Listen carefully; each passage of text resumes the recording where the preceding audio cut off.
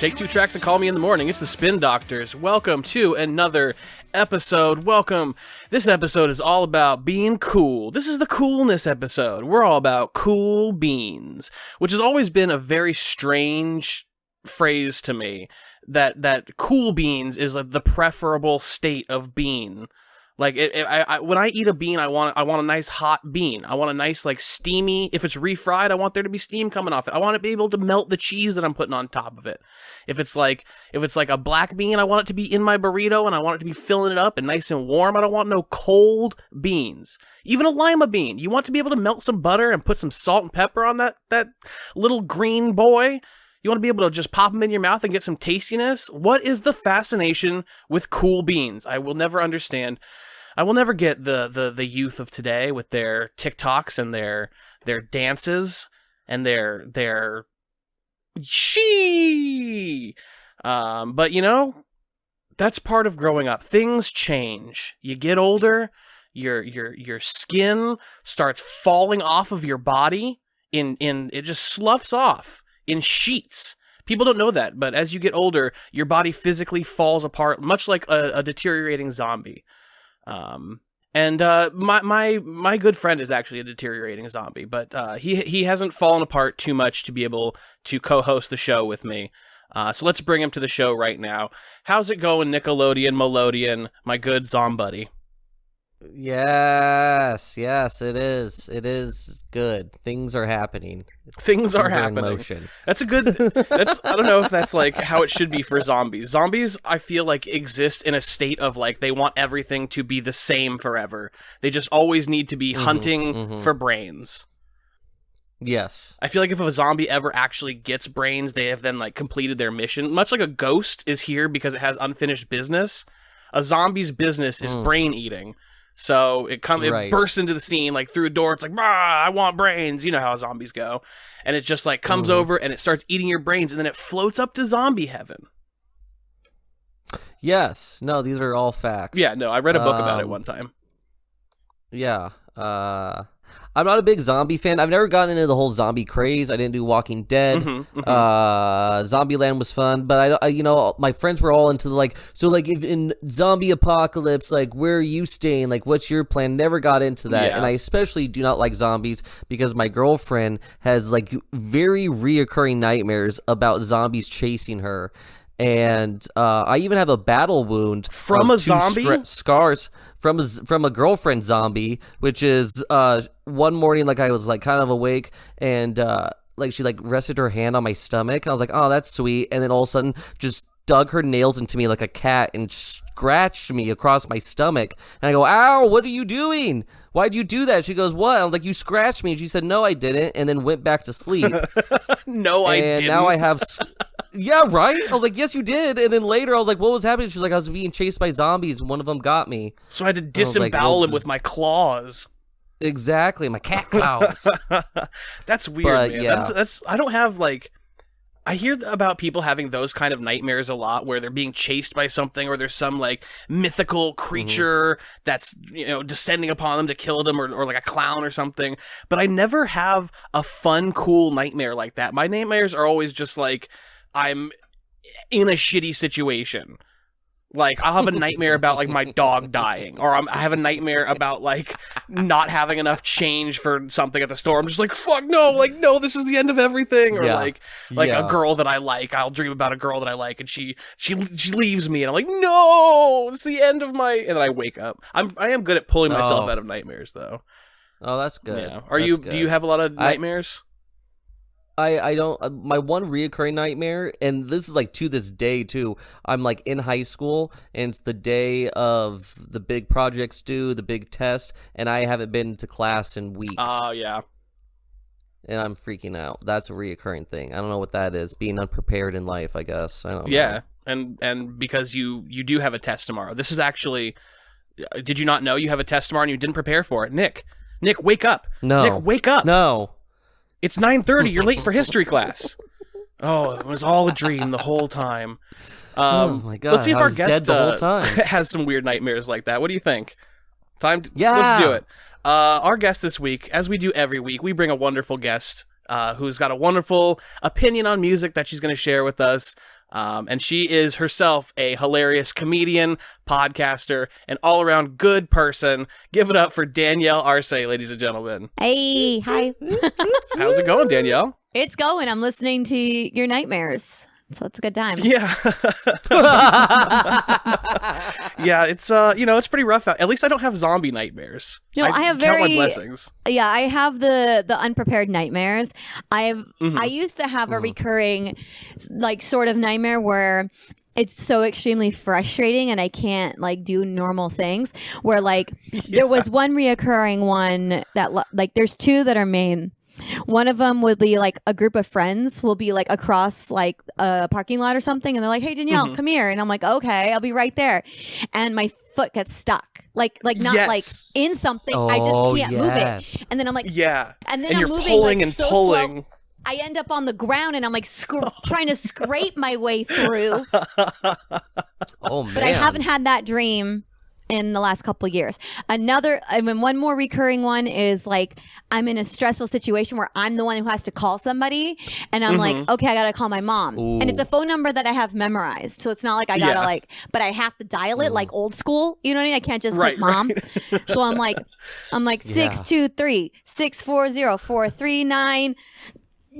And I keep missing the wrong digit, and I keep having to go back, and I never get the right number. That's the real nightmare, is that there's no speed dial anymore. That and the always like I'm back in college but I already got my degree, but for some reason I thought that I needed another degree, and I'm there and I'm like that is a always nightmare. Skipping class because I hate it, and I'm like, why did I do this to myself? Have you ever had the classic like you're in class with no pants on dream? I have. Not really. It's more me just pissed that I'm back in school. That's bad enough. Just being there is bad enough. Yeah. I totally have that too, though, where like you are trying to move in a dream and your body just doesn't fucking just won't obey you, or you're trying to yell. Like I had a dream one time that I was like, getting in a fight with somebody in a park or something like that, and I was trying to yell at them, and I couldn't yell in my dream. And I actually woke myself up because I was like trying to yell so hard that my body, I was like trying to yell. I woke myself up. It sounded like a very decrepit 97-year-old man. Yeah. That's who I am in my dreams. I can't find my teeth. Okay. I mean, those are the dreams I have too.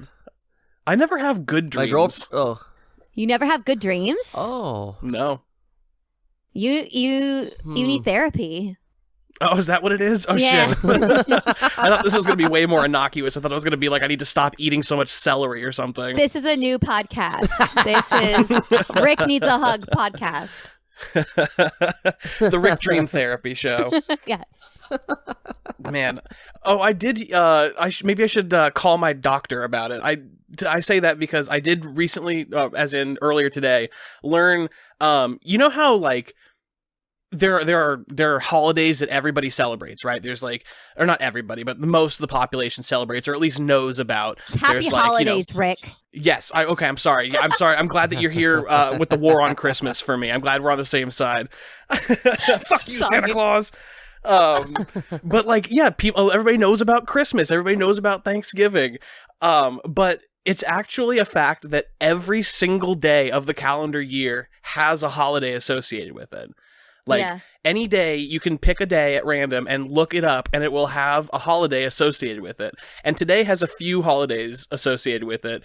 Number one of which is Call Your Doctor Day. And that's all the information it gives you. I don't have a doctor because I don't have health care. Yeah, high five. Fuck yeah. Pour. Same. Yay, no health care. Pour on 3. 1, 2, 3. Pour. Boom. I like that still happened in like a rhythm. That was pretty nice. It was like a row your boat of high fives. But it doesn't give you any more information than just call your doctor, which is a very ominous holiday. Like it's just, it's like I can't share this with you in person. Just call your doctor. Like your results are in. Or like your all doctors like keep that one piece of information about you that like Until it's not today. super serious, but like you don't need to like it'd be nice to know. And so that's what Happy National Call Your Doctor Day is about. Call them and they'll give you that information. Well, maybe that's it. Yeah. Yeah. Or maybe Like it's your big just toe isn't really a toe. It's just a Siamese twin that didn't really work out. Shit. What a weird piece of information to get like late in life. Like to be 30 something and then 8th. realize that you haven't had a toe your whole life and you're like, what? Right? Because you just never wore sandals, so nobody ever noticed.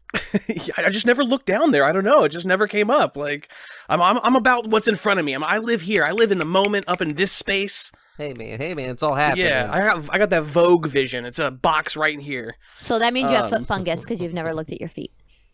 Yeah, no. I just can't see that far. It's just I got too much in the way. I can't see past. You need a pedicure. the mountains. Is what we've learned about Rick Storer. That's pretty much it. It also comes from being a 97-year-old man. I just can't bend down like I used to. But maybe this Call Your Doctor Day is less like ominous than it sounds. Maybe it's just you need to just, hey, what's up, man? He has to call you all the time. Yeah, just pick up the phone, see what's going on with your doctor. Maybe like give him a checkup. Oh, like he's there. He or she is always seeing what's going on with you. What's up with this? Maybe call your doctor. Be like, how are you doing? Who what's going doctors on the with doctor?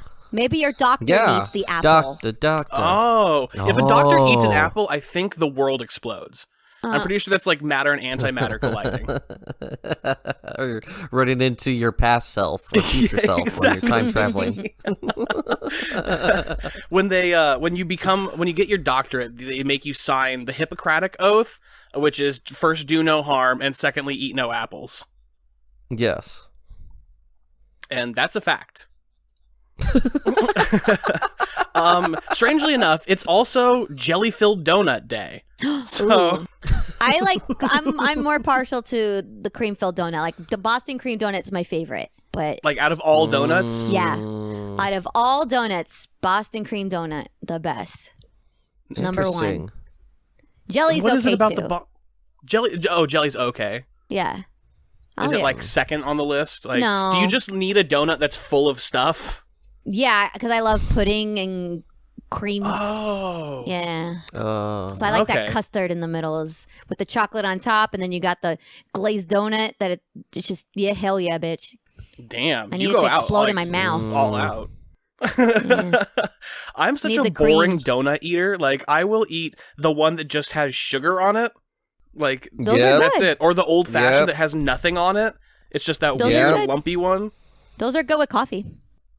Yeah. But I just eat it on its own. I mean, I don't eat a lot of donuts. I need a little glaze. Yeah, I'm not a big donut guy. We live in a big donut area. Oh. Yeah. There's like a lot of there's a local donut shop called Slow Donut Company, and it's like a big deal. Or no. Slow Doco. Yeah, it's like our Voodoo Donuts. Oh, okay, Voodoo. Yeah, in LA, my very favorite donut place of all time is Donut Friend. There's a couple different Donut locations. Friend? Yes. The best donuts in the whole world. That's it. That's all I gotta say. A donut shop is such a nostalgic place. Like, it's such a very specific energy in a donut shop. Well, yeah, you got fat and sugar. It's what everybody wants in their life. But there's also that, because most And people are in there in the caffeine. morning, yeah. So they're like in and out, but it's like, it smells good. It's, I had a donut shop that, when I was in junior high school, I was next to like a big plaza that had a movie theater and a bike shop and a donut shop. And that donut shop was open all day. Like, most donut shops close super early because donuts are morning food. But this donut shop was open all day. And so I would get off of school and go to this donut shop, and there would just be like this little Chinese lady in the back who would give me free donuts while I just hung out there and did schoolwork. Donut is an anytime food. Yeah, I you don't- know what? I agree. Because it's dessert. It's a midday pick-me-up. It's to go with coffee. See, it's any time. Middle of the night, you're feeling sad. You got a donut. Get a donut. Yeah. Donuts, actually, the secret ingredient is endorphins. Oh. Yeah. I thought the secret ingredient was depression. This is Yeah, it's like if you consume that which already ails you, it defeats the one that you already have inside of you. It's like a depression vaccine. Yeah, but it's like temporary. it's heroin. Yeah, yes. I'm not getting the vaccine, man. I'm not doing it. You're gonna just get poisoned. It's gonna make me sterile. Dude, you're 80. What are you worried about being sterile for? I'll keep my depression. Thank you very much. Dude, someone really just posted, I think today, that he won't take the vaccine because one of the reasons why it'll make him sterile. But for a fact, he is very old, and I know he is never going to have any more children. So. And he sounds like the type of person who probably should be sterile anyway. Yeah. Well, he's very old, like 60s, 70s. Oh, then what? Yeah, what's he worried about? What, does he have like a secret hidden dream of like breaking out of the retirement home and impregnating a community?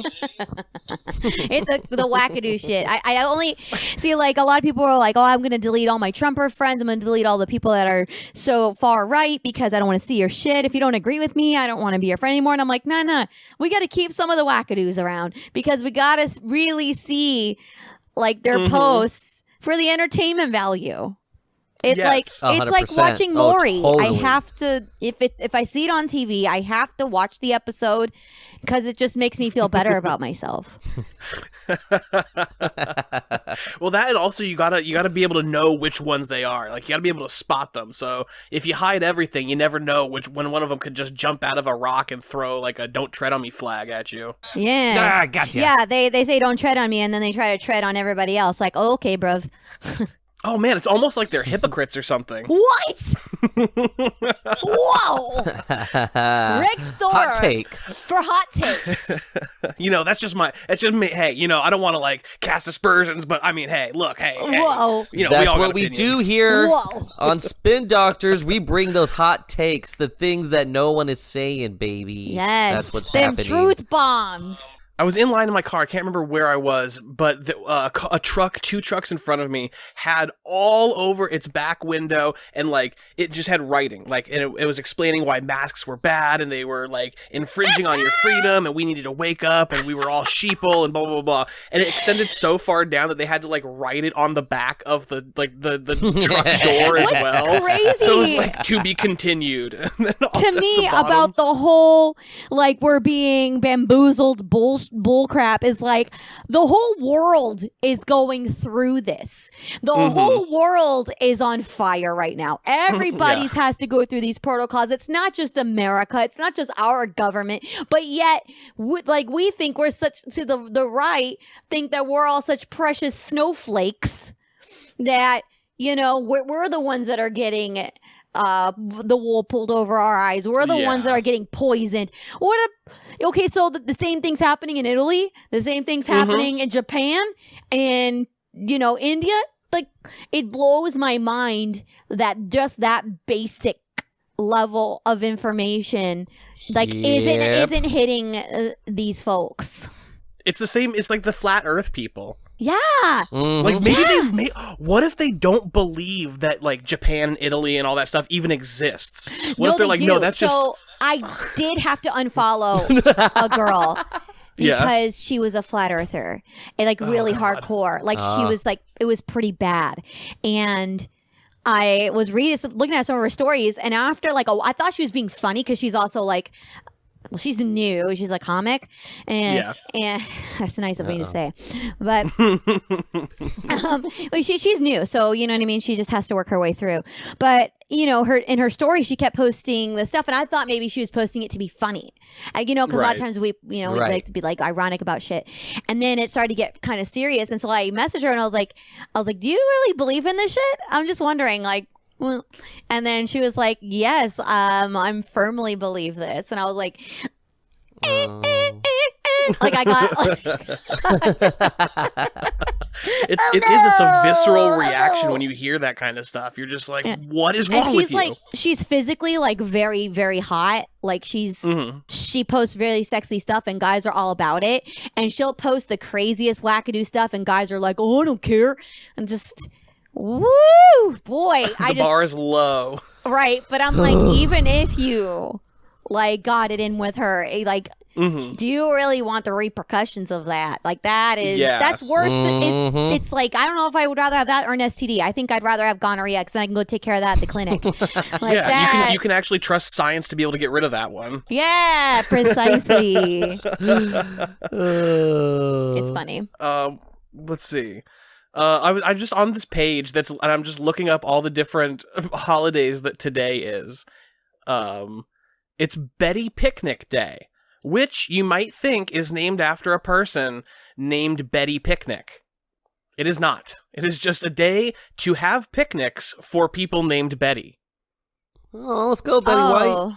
So that's for all white old ladies and like 3 Mexican women. Yes. And one of those Mexican women thought that they said Letty. Letty. I know a couple Bettys that are like young, beautiful Mexican women. I'm like, wow, that's so cool. But yeah, old names are crazy. I mean, some of them are coming back, but I'm glad that some of them are gone forever. Yeah, like Dorothy. Yes, or Gretchen. And Gertrude. Yeah, Gretchen. Gretchen. Yeah. Gretchen. Ugh. Ethel. Gretchen. Ethel's a bad one. I kind of have a soft spot. I know. for Ethel, I kind of want to have a honest. daughter named Ethel, low key. I don't know if I will, but Yeah. Barbara. I'm good on Barbara. Oh yeah, we don't need any more Barbaras Barbaras in my life. Diane. And I'm okay. Oh my God, could you imagine meeting a baby named Diane? This is my toddler Diane. Nice to meet you. Shake her hand. You would like to speak with your manager. Yeah, exactly. This milk's not cold enough. Diane! I asked for a silly These straw. potatoes This straw's aren't way crunchy too enough. normal. Little fucking Diane walking around. But is there a similar one for men? Like, is there an Henry? old man? No, but there are young kids named Henry. Yeah, there's a nice little cute little baby Henry. Yeah, but like a fucking Jeff. I think Jeff hit its cutoff with some dudes in like their late 20s, early 30s. I think that's where it stopped. I think any younger than millennial, it's weird to meet a Jeff. Yeah, that's a good Jeff one. definitely seems like a late high school age. I feel like if you have a certain name, you just kind of evolve as you grow up. Gary. Gary, that is an old man. Gary, name. That's an old name. Barry. George. George is good. Well, I know someone my George. age named George. I would, if I had a kid, I kind of like George or Georgie. Oh, if you name him Georgie, then you have to deal with all that it fallout. What? It's a thing. You gotta think about it. Kids are fucked up. No, I don't care about Trust that. me, my name is Rick, and when I was in elementary school, my name was Ricky, and so I was to everybody else Ricky Martin and Ricky Lake. See, now that's funny because Nick the other day was like, has Rick always been a Rick since he was a baby? He said this the other day. And I was like, oh my God, could you imagine? So a little toddler, like, I'm Rick. I'm everybody's Exactly. stepdad. Oh, hi, Ricky. No, it's Rick. Where's my Just briefcase? I told this story when Nick was on the show, but when I was a kid, I used to take shopping bags and I would poke my feet through the bottom of the shopping bag and pull it up over my body and put my arms through the handles, and just imagine a kid named Rick doing that. Like, he runs up to you carrying a briefcase wearing a fucking Vons bag, like, oh, nice to meet you, I gotta go to work. I wish my kids would take me back. Will you buy me clothes? I'm gonna turn into a Henry soon, I know it. It's kind of like there's certain names that are only for like young people, like Josh. There's no old Josh. Kyle. Not yet. Do you know any 80-year-old Kyles? Oh my God, an 80-year-old guy. Yeah. This is my Oh, grandpa Kyle. Kyle rolling him out of the This is my room. grandpa Kyle. What's up? Kyle. He's the chillest grandpa. I remember Warped Tour 1929. Is he drinking a Four Loko at 10:30? Holy shit. Oh my God. All these new names too are going to be so ridiculous. Jaden. Yeah. Yeah. Yeah. Yeah, Aiden, all the Aidens. Skylar. Oh yeah, Kyler. Kyler. Ugh, Kylers. Tylers. Taylor. Just I. Tatum. Bailey Yeah. with Baylee. Yeah. Oh, yeah. Or like anything that is Kaylee or Bailey or whatever that ends in Leigh. Well, they do Lee now. That's how they do it. Oh, really? They changed it? So now I'm so old that I don't even know how to do. Yeah, that's new the old names? school God way. damn. Yeah, the new one is Lee. It's like Aylee. It's like as phonetic as possible, just so that nobody can mess it up. Yeah, I don't know. It's bad. How do you like your name? Like, I fucking hate my name. I hate being named Rick. How do you feel about being named Danielle? Oh. It's okay. I don't love it. But like I'm not gonna rename myself. Like I don't want to be that person. Which like no hate. I have a lot of friends that have actually changed their names because they didn't feel like it was true to who they were. But I mean, I just don't. I don't know. I don't see a point. Like it's okay. It's fine. It's a normal name. I wish. Yeah, you didn't get screwed over. Yeah, I definitely have a name that's gonna die out. There's gonna be no baby Danielles. That's weird. Yeah, that's true. Yeah. It's like it is a millennial name. It's a very millennial. But it might be supplanted by Daenerys. There might be little Dannies running around, so it's still almost like Danielle. There's little Dannies, but they're Daenerys. Maybe. But yeah, I mean, I'm okay with it. I have such a basic name, Danielle Marie. It's like, oh, you were definitely born in the 80s. Like, we get it. So like, it's okay. You know, like like I said, I'm not going to go out of my way to change my name. I'm 34. It's too late. Yeah. I'm not going to reinvent stuck myself. now. I'm okay. Yeah. I get it. You made it this Yeah. far. Have you ever thought about like, man, I wish my name was like Starshine fucking I don't know. Ford Focus. Well, my parents told me that if I had been a boy, they would have named me Jake. And okay. I kind of was like, I kind of wish my name was Jake now. Like, Yeah. I want to be a lady Jake. I think that'd be pretty cool. But Yeah, reclaim it. Like have you know how Ashley used to be a boy's name yeah, and Lindsay and everything? Shannon. So I mean, it's definitely like I like the way that things are going forward as far as like gender. Right. Because we're getting people are coming out of the closet and like, wow, we didn't know this many people in all of history have felt this way, and now we gotta, you know. Yeah. And so I like that movement. I mean, remember Dawson's Creek? Her name was Joey. So you know, Oh yeah. we got Alice Cooper, one of the most badass men ever. Alice. Talk about it. So yeah, I don't know. So I think it would. It's the one good thing that Marilyn Manson ever did. I think I would have gotten a lot more comedy opportunities because they wouldn't have known that I was a lady. Oh yeah, that's true. I don't know. There's a lot of things. So when I've written a couple, written and co-written a couple of pilots at this point. Like I think I've got 3 in my arsenal right now, and every time my character always has like a gender neutral or male name. I just naturally, without thinking about it, I'm like, oh, I think her name should be Charlie, or her name should be Danny, or her name should be, you know, Georgie or whatever. I don't know. So. Yeah. I think it makes for a more interesting character when you do something like that. When you're not just like, I'm going to make a lady and her name is Brittany. Yeah, oh God, Britney's gonna die out too. Not Britney Spears, she'll never die, but the name Britney will. No, she will live forever. Yeah, but I think now that I think about it, I think because I just started writing my 3rd pilot and I didn't know what to name my character, so now I think I'm gonna name her Jake. There we go. There you go. Oh, there you go. This will be the start. I also like it. Yes. I also like it when girls like have like a usual like girl name, but like their shortened name is kind of more mannish, you know? Oh, yeah. Where it's like Mackenzie, but everybody calls her Mac. Yeah. Yeah.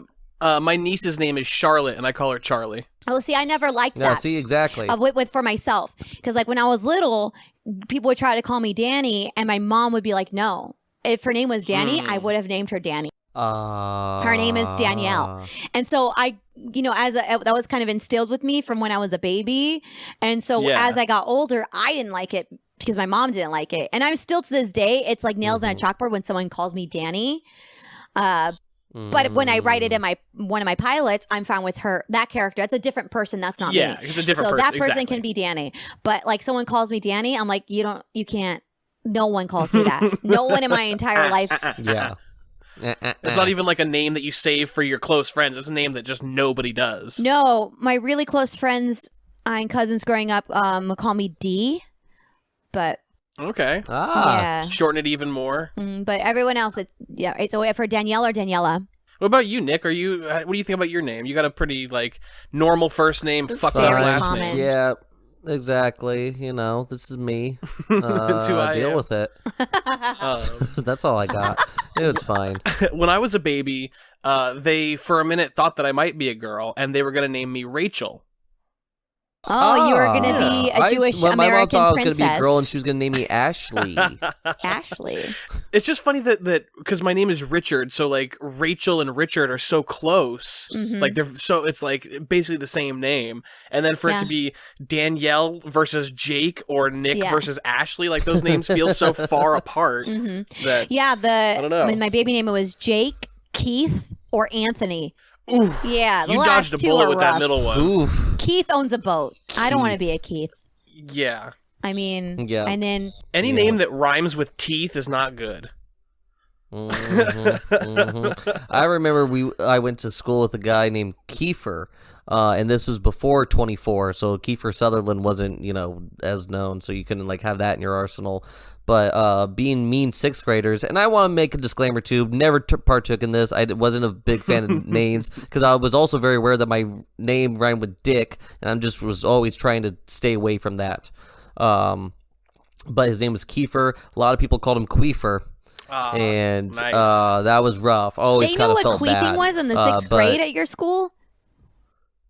That was the thing, man. I didn't. Everybody was personally doing didn't it. know. Maybe I'm too old for Everyone that. was all about it. I didn't know, and that's what was the thing. Where it's like, damn, they're calling him a name. I don't even get this reference right now. Like, damn. But there was some hardcore kids I went to fifth grade and sixth grade with. Wow, yeah. Like I straight up not like my school. I did fourth grade, and like nobody like said like ass or damn or anything all of and a whatever. sudden- And then you got to fifth grade, and everybody was like, fuck, shit, One bitch, person queef, came ass. And it's just like, whoa, and what changed it. happened?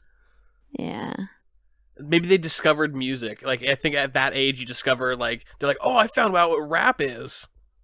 Yeah, I think around that time Eminem came out, so probably yeah. a lot of white kids got in on it. Well, speaking of music, it's the time of the show where we're going to take the first break, and when we come back, we will find out what album Danielle has brought to talk about. And all that, and maybe a little bit more, when we return on Spin Doctors. We're back. Welcome back to the show. It is that part of the show where we find out what album we will be talking about on the show. As we do every week, our guest has brought an album, and it's got songs on it, and those songs inspire memories and feelings, emotions, thoughts, opinions, everything. And we're going to talk about them.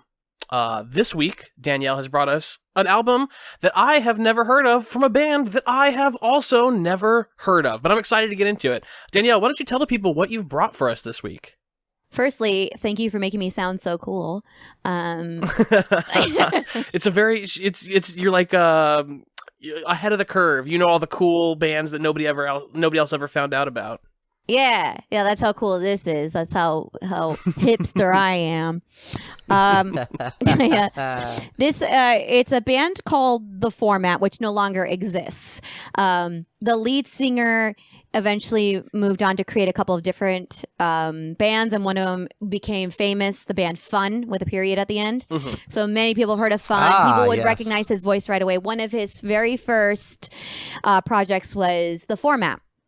And they're from Arizona. That's where I'm from.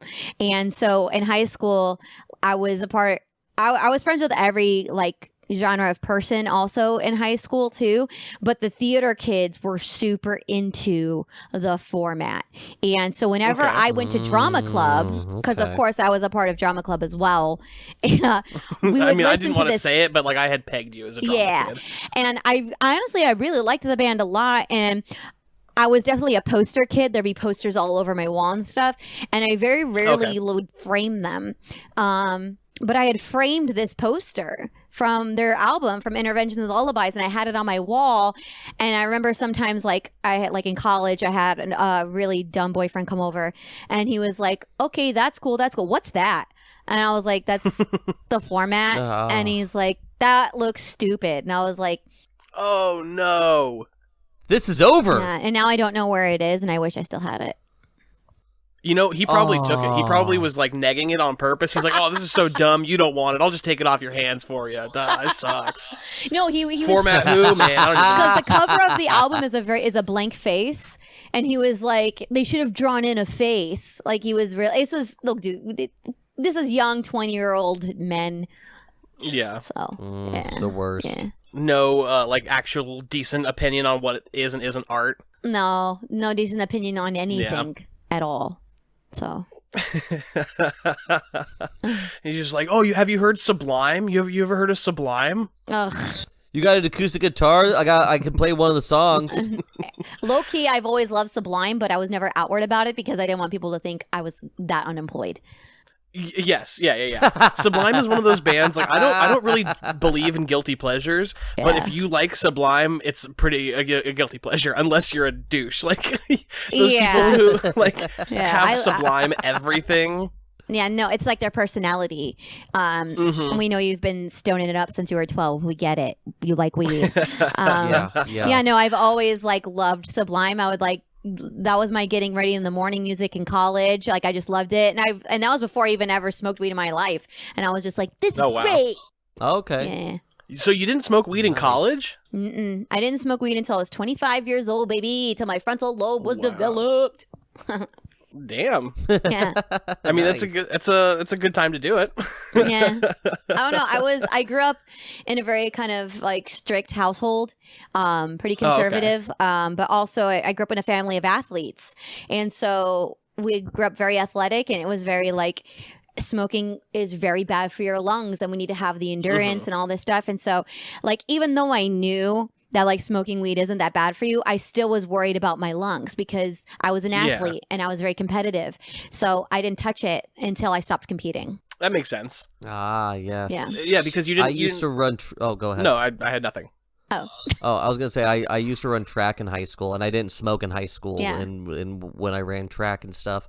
But then like after high school, after college and stuff, I smoked cigarettes for a while, and like every now and then I'd run into somebody that I ran track with, like at a bar, and it's like, "Hey Nick," and I'm just like, "What's up, man? What have you been up to?" He's like, "Yeah, what are you up to?" I'm like, "Not running track anymore, obviously." Yeah. Give me a beer.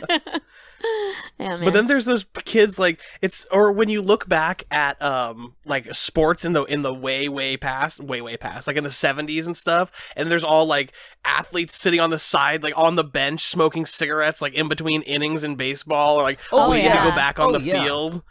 One of my all-time favorite pictures is from the first Super Bowl, and it's I believe it was the Chiefs quarterback. It's the halftime, and it's a picture of him sitting on a chair with a cigarette in one hand and a beer in the other hand. Oh, Lord. Halftime, Super Bowl I, baby. I was like, bring that back. Back when I want to see America fucking was Tom great. Brady with a fucking blunt and a fucking tall can of fucking... I want him with the Mickeys and just being like, yeah, we're going for 8. Also, fuck Tom Brady. Did he have Chew as well? I just want to throw that out Did he there. have Chew? Oh yeah, Chew and everything. Make America great again. Jesus. Yeah. So okay. Let's go through the I've got a couple of questions. They're the basic questions I ask everybody. First question. When is the first time you heard about the format? I think the first time I heard about the format, I was probably around age 15 or 16, or maybe somewhere in between, like 15 and a half or something like that, because it was right around when I was just kind of like making all these different friends in high school, and I came upon like the indie group in drama club, and so that's probably when I first heard it. Okay. A lot of cardigans back there. A lot of cardigans on the indie kids at the theater department. A lot of kids fornicating on the couch. Oh yeah. God, I mean, theater kids and choir kids so fucking horny. Band kids, yeah. Well, that's what happens when you get a Band bunch kids. of like hormone-addled teenagers and you make them hang out for long periods of time. And they all really like the same natural. thing, and they're super into the same thing. It's like that. You know Rocky Horror Picture Show? Oh, I know Rocky Horror Picture Oh my god, Show. that's amazing. We both have boners. Like- Let's do this. You listen to Shins? What? Yeah. It was the same. I was in speech and debate, and it was the same thing, man. Like, we Yeah. all got weird. It's natural, man. You work in a restaurant. Oof, everyone Yeah. doing everybody. Well, that's why they had to make it a rule, like, or not a rule, but like it's kind of one of those unwritten things, like, don't fuck your coworker. Mm-hmm. And it's so accurate because you're around that person all the time. You're you're constantly forced to be around each other, and then you develop, and you're like, all right, fuck it, we'll do it, and then it ruins everything. Everything. Yeah. Mm-hmm. Yeah. Yep. Then you gotta play clarinet. I've next never to Lisa. had sex with a coworker. Good. Yeah. That's yeah. Now that I think about it. Coming from the same person who purposefully postponed smoking weed till 25, I believe that you have the But like I've this also like very rarely had normal jobs, so I don't know. Oh, okay. But yeah, but also Yeah. with the jobs that I have had, I've never. Oh no! Uh-oh. 3 years ago, 2 or 3 years now, probably like 3 years ago, I slept with my manager. Oh. But then he that's a good one. got That's fired nice. not for sleeping with me, for other stuff because he's a loser. For sleeping with somebody else. No, he got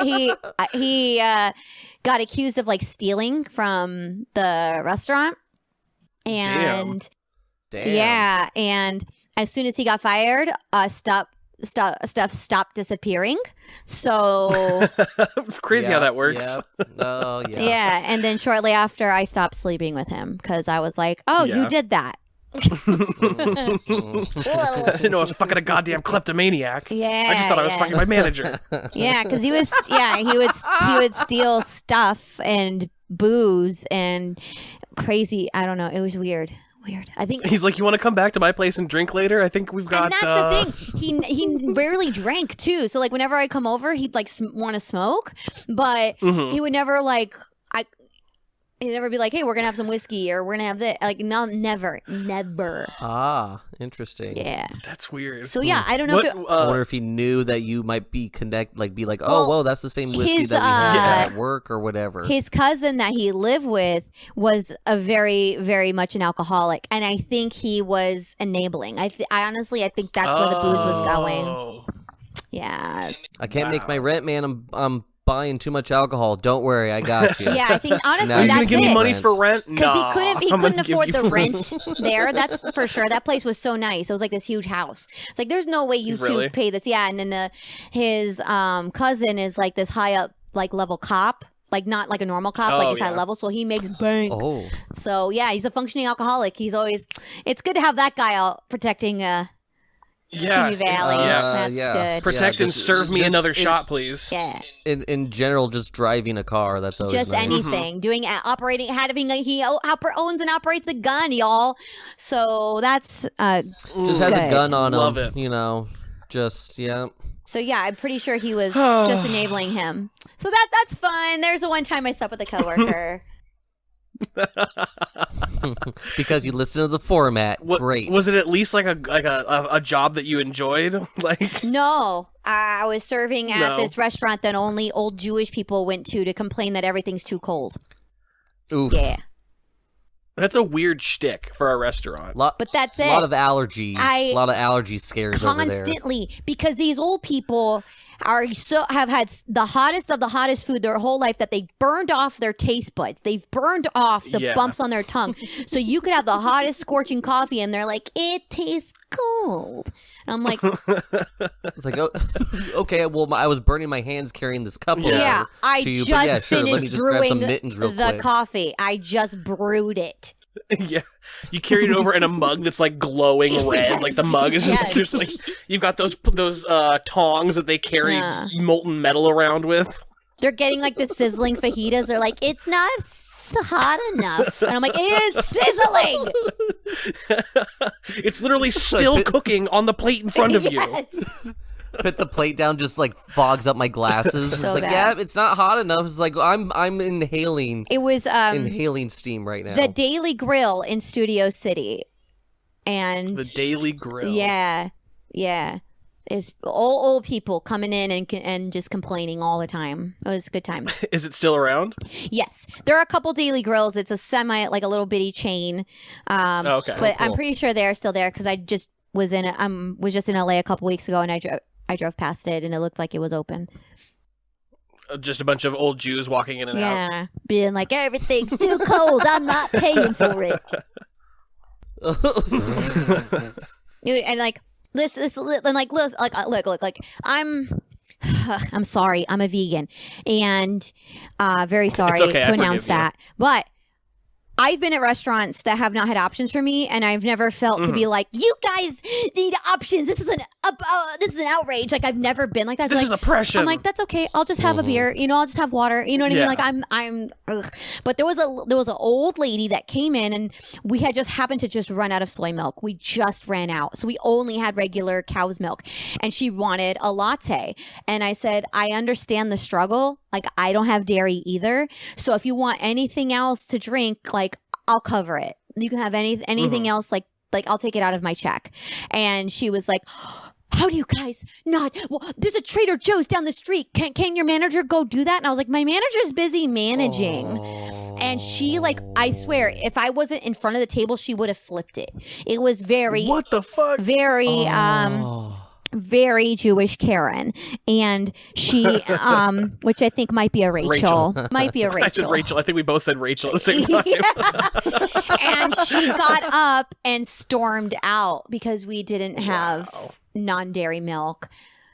And they were gonna order lunch. They came for lunch, but because we didn't have a non-dairy milk, she thought that we were the worst restaurant. And I was like, we are the worst restaurant, but not for that reason. But. Trust me, there's rats in the back. There's all sorts of shit you don't even know about. But yeah. All right. So, second question.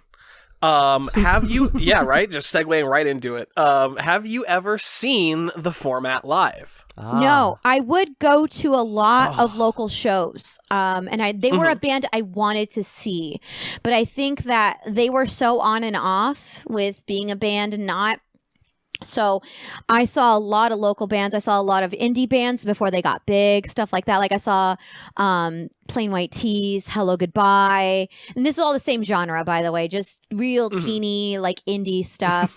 Not great, is what I should say. Like A Rocket Summer, Silverstein, like it was all the same genre, but I never got the chance to see them. And so that made me sad because they were somebody that I did really want to see when I was younger. And they were local. When I was going through when I was going through my phase of going to shows.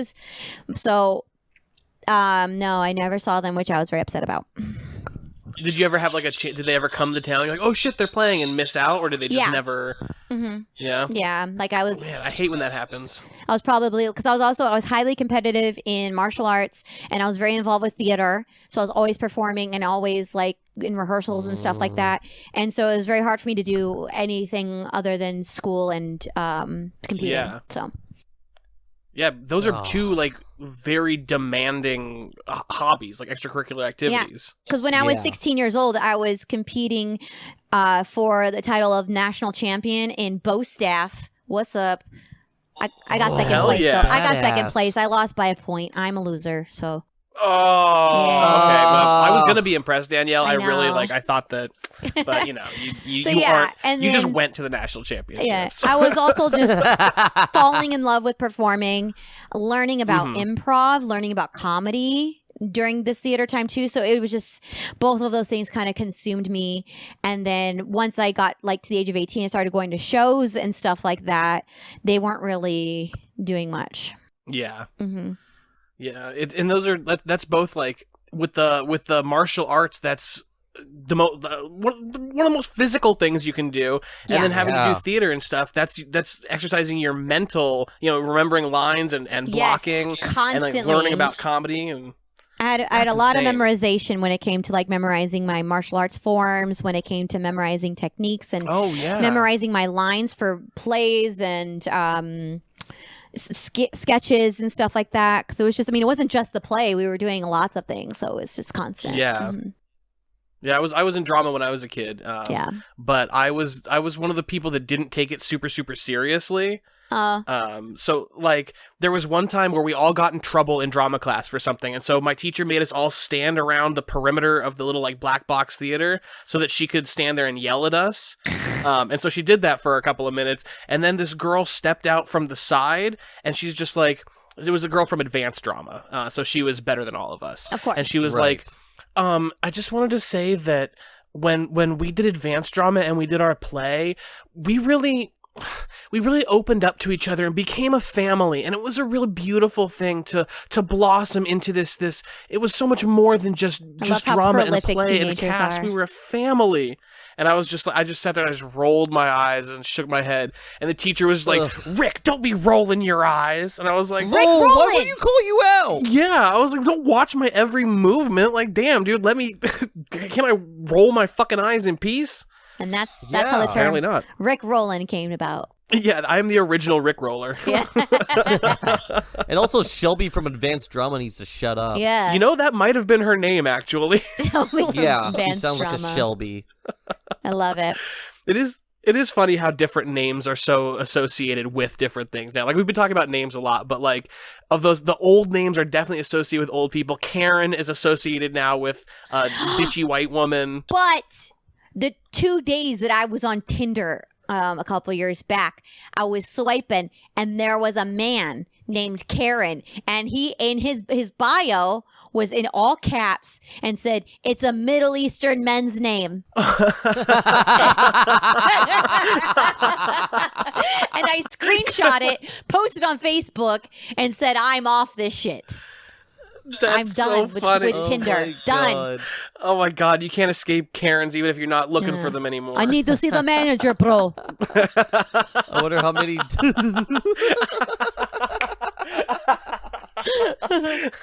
I am the manager of this tobacco shop, bro. Yeah. That's amazing. So you said you had like a phase of going to shows? Yeah, like you had a later little bit that on. you went? Yeah, it was after high school, so I've done with like doing plays and stuff like that, because I knew like I didn't want to go the theater route, because I'm not a singer. I can't sing.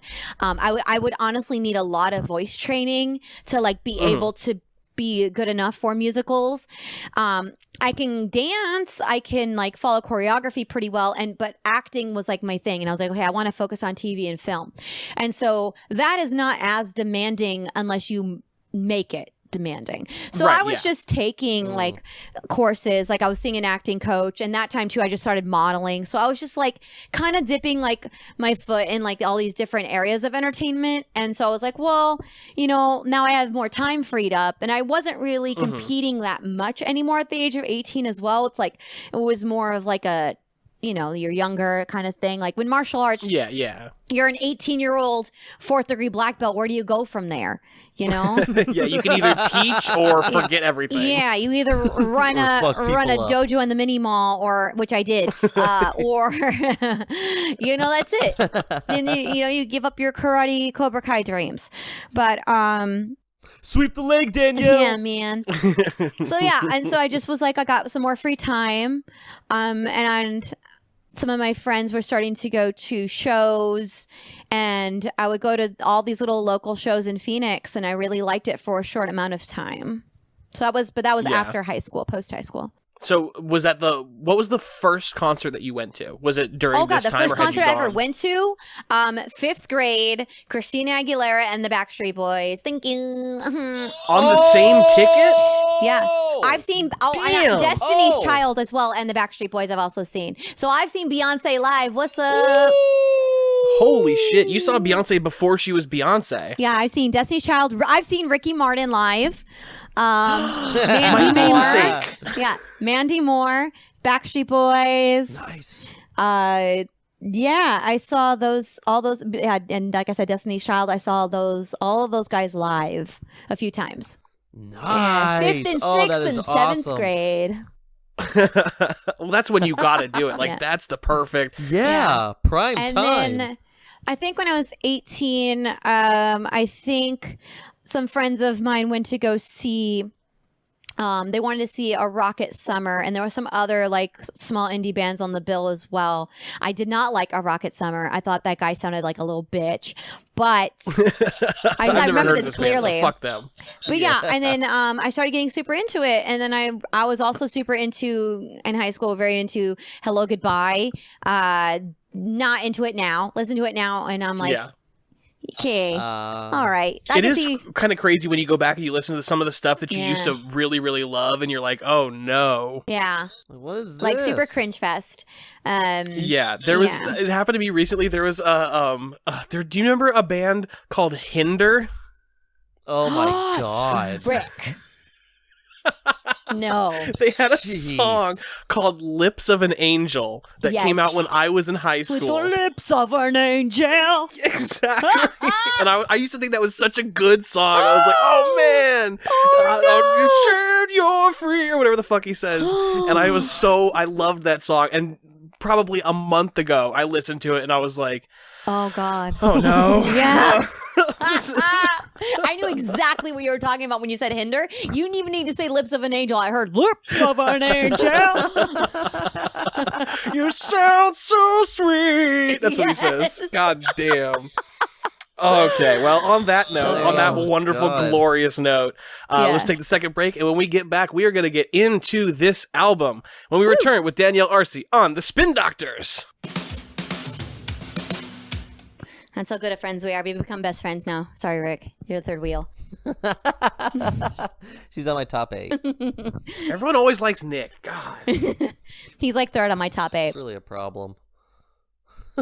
My fiance Nick is number 1. And then Evie, his daughter, 7-year-old, she's my best friend. She's number 2. Rick, I'm sorry. Yeah, that makes sense. You were like number 9. It was like right on the cusp. Yeah. Really, it's MySpace's fault for not making it a top 9. Well, I hate it because then eventually there was that like formatting thing where you could make like a top 24 or there was a top 24 like that. Really? Yeah. Yes. Yeah.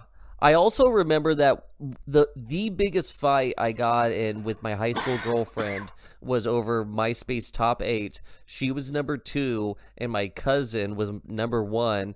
And she was like, "Why am I not number 1?" I was like, "He's my fucking family. Like, why are we doing this? What is happening?" Yeah. Yeah, it's crazy that was like you had to set that up yourself, and now on Facebook it just has like some random. It picks for you. It's just I remember people when people were getting on Facebook, they're like, "This isn't customizable," and I was like, "Yeah, because your MySpace is disgusting." So Facebook was like taking that away from you. You guys royally fucked that up. We had like make your own like slideshow when you like because it was like low grade coding, and you would put like your slideshow of your pictures, and it'd be so bad, like so worse than PowerPoint. Do the font, get your song. The top half is going faster than the bottom half. Yes, I had that. That was my page. They were like, Danielle, gross. 2 different songs are playing over each other. Right. Exactly. Everything sparkles. Yeah. It's like people will do that with their Facebook now too. Like somehow they've unlocked the ability to put different fonts and stuff. I don't know how they do it. But I'll see posts. They click up, down, left, A, B, start. It's the Konami code. It's it's the same fatality on Mortal Kombat as Scorpions. So. Yeah, exactly. Yeah. It's basically they slam on their keyboard and then Mark Zuckerberg goes, "Get over here," and then everything changes. And now you have Comic Sans. Mm-hmm. Oh God, no! The worst font of all. Papyrus and Comic Sans, the worst. Yeah, but Comic Sans, like people will put it it's so bad. It angers me. It's the least comic. It should be called Sans Comedy because it's fucking without comedy. It's without the worst. Life. I hate it so much. If I ever see a show poster that has personified, if I ever see a show poster that has it's written in Comic Sans, I lose all respect for that show. Yeah. That person that created that flyer also has an AOL email address, like for sure. Yeah, either that or like Netlink, Netlink, MSN.com. Visit my website at dexter.geocities.com. GeoCities. We're so old. God. Oh Christ. It's hilarious. All right. Well, we've been back for a minute. You know that. You've been listening. It's time to get into the album, Interventions and Lullabies by The Format. Like I said before, I have never heard of this band. Nick, have you ever heard of them? I have heard of this band only because I had a coworker. So this was like when like the peak of fun was happening, and I got super into that album. It's a solid album, minus the hits. Solid album, hits are still good, whatever. But he was the one, and I felt like this was so like indie hip kid, where he was like, "No, fuck fun. It's all about the format." That's the lead singer's other band. You need to listen to that band, and I never did. This was pre-streaming and everything, so it was like, so I need to go out and buy this album. I work at an ice cream shop at this time. That ain't happening. I'm making chocolate chips over here, not money. But crazy that business was able to get away and paying you like that. That seems illegal. Well, I mean, Willy Wonka was my boss, so Willy Wonka also doesn't do taxes. No. Nobody ever looks into that. Forced That's why I love being a comic. From all little people. Yeah. So that he told me to listen to this band. I didn't. That's the only any connection that I have to this. I am a big fan. Is the lead singer Nate Ruess? Yes. I don't know if I'm saying that last name right. No, this guy can sing. If you even heard one fun song, you know the guy's got pipes. I heard, so I'm excited. I heard fun on the radio. And then I went to a concert, the Bridge School benefit at Shoreline. Oh, right on. And that was an amazing show. I've talked about it before. Tom Waits was there. Queens of Stone Age was there. But Fun was there. Nice. And they had to do an acoustic set. And they had all sorts of technical difficulties and had the worst set of anybody that whole night, and sounded bad. I think the singer had couldn't hear anything in his monitors. It was rough. That's rough. That's my only sucks. into this at all. Yeah, it was unfortunate for them, definitely. Yeah, I saw Fun at Outside Lands one year, and no technical difficulties. And great show. Nice. Very fun. There we go. They did do a cover of You Can't Always Get What You Want, and that shit that's cool. went down. That was that's good. fun. Again, the There guy's you got go. pipes. Yeah. All right. Well, this is The Format, and this is the album Interventions and Lullabies. This is the first single, You Know Me. Yes. Do you have you got anything you want to say before we hit play? Well, I mean, this was the first single. This is the first song I heard. Oh, really? Yeah. So and it cool. has a fun clapping beat to it in the background, like actual clapping. And I just remember when I listened to this song, it just reminds me of when we would go joyriding, the Drama Kids, and they'd play the song, and everybody in the car knew when to clap. And if you didn't know, if you got it wrong, everyone was just kind of silently judge you. So honey. it's either you go for it or you don't. Yeah, that makes sense. Yeah. All right, well, this is the first single.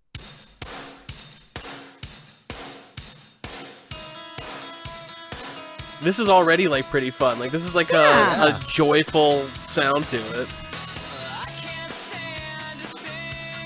You recognize his voice right away. Yeah. Yeah. He does, as Nick said. I believe your words were he has tubes. No, he's got pipes. Oh, pipes. My bad. Whichever they are, he's got them. Yeah, he's a great singer.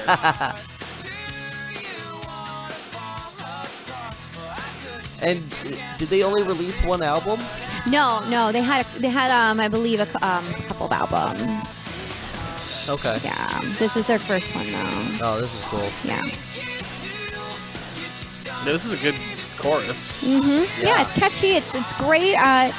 It sucks that they are no longer around. They had this is quality pop music. Yeah, this is their first.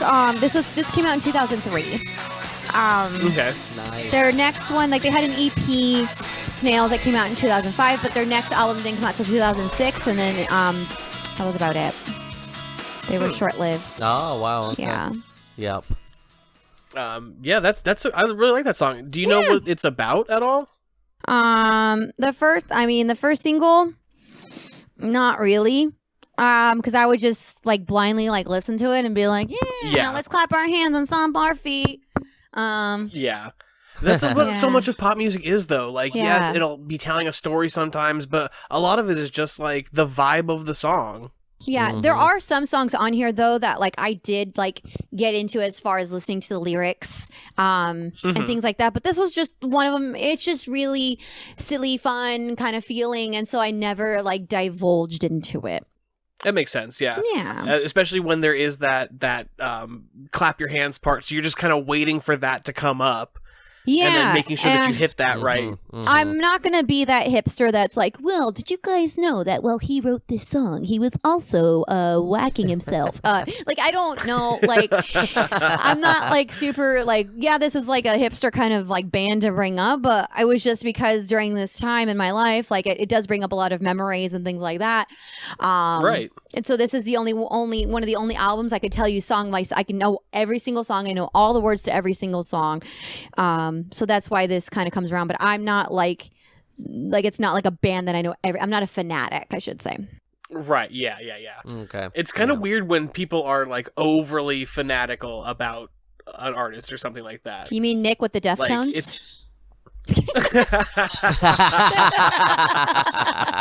I wasn't gonna say it. I love him. I love you, babe. I love you. He's gonna listen to this, so I gotta tell him I love him. Oh yeah, you gotta make sure you put that in there. Yeah. I promise not to cut it out. Good. Okay. He lied. All right. The next song on this album, track 2, is called "Wait, Wait, Wait." And it's I imagine it's about telling somebody to wait. We won't know until you play it, so I think you need to go. I think we need to do it. Mm-hmm. Love it.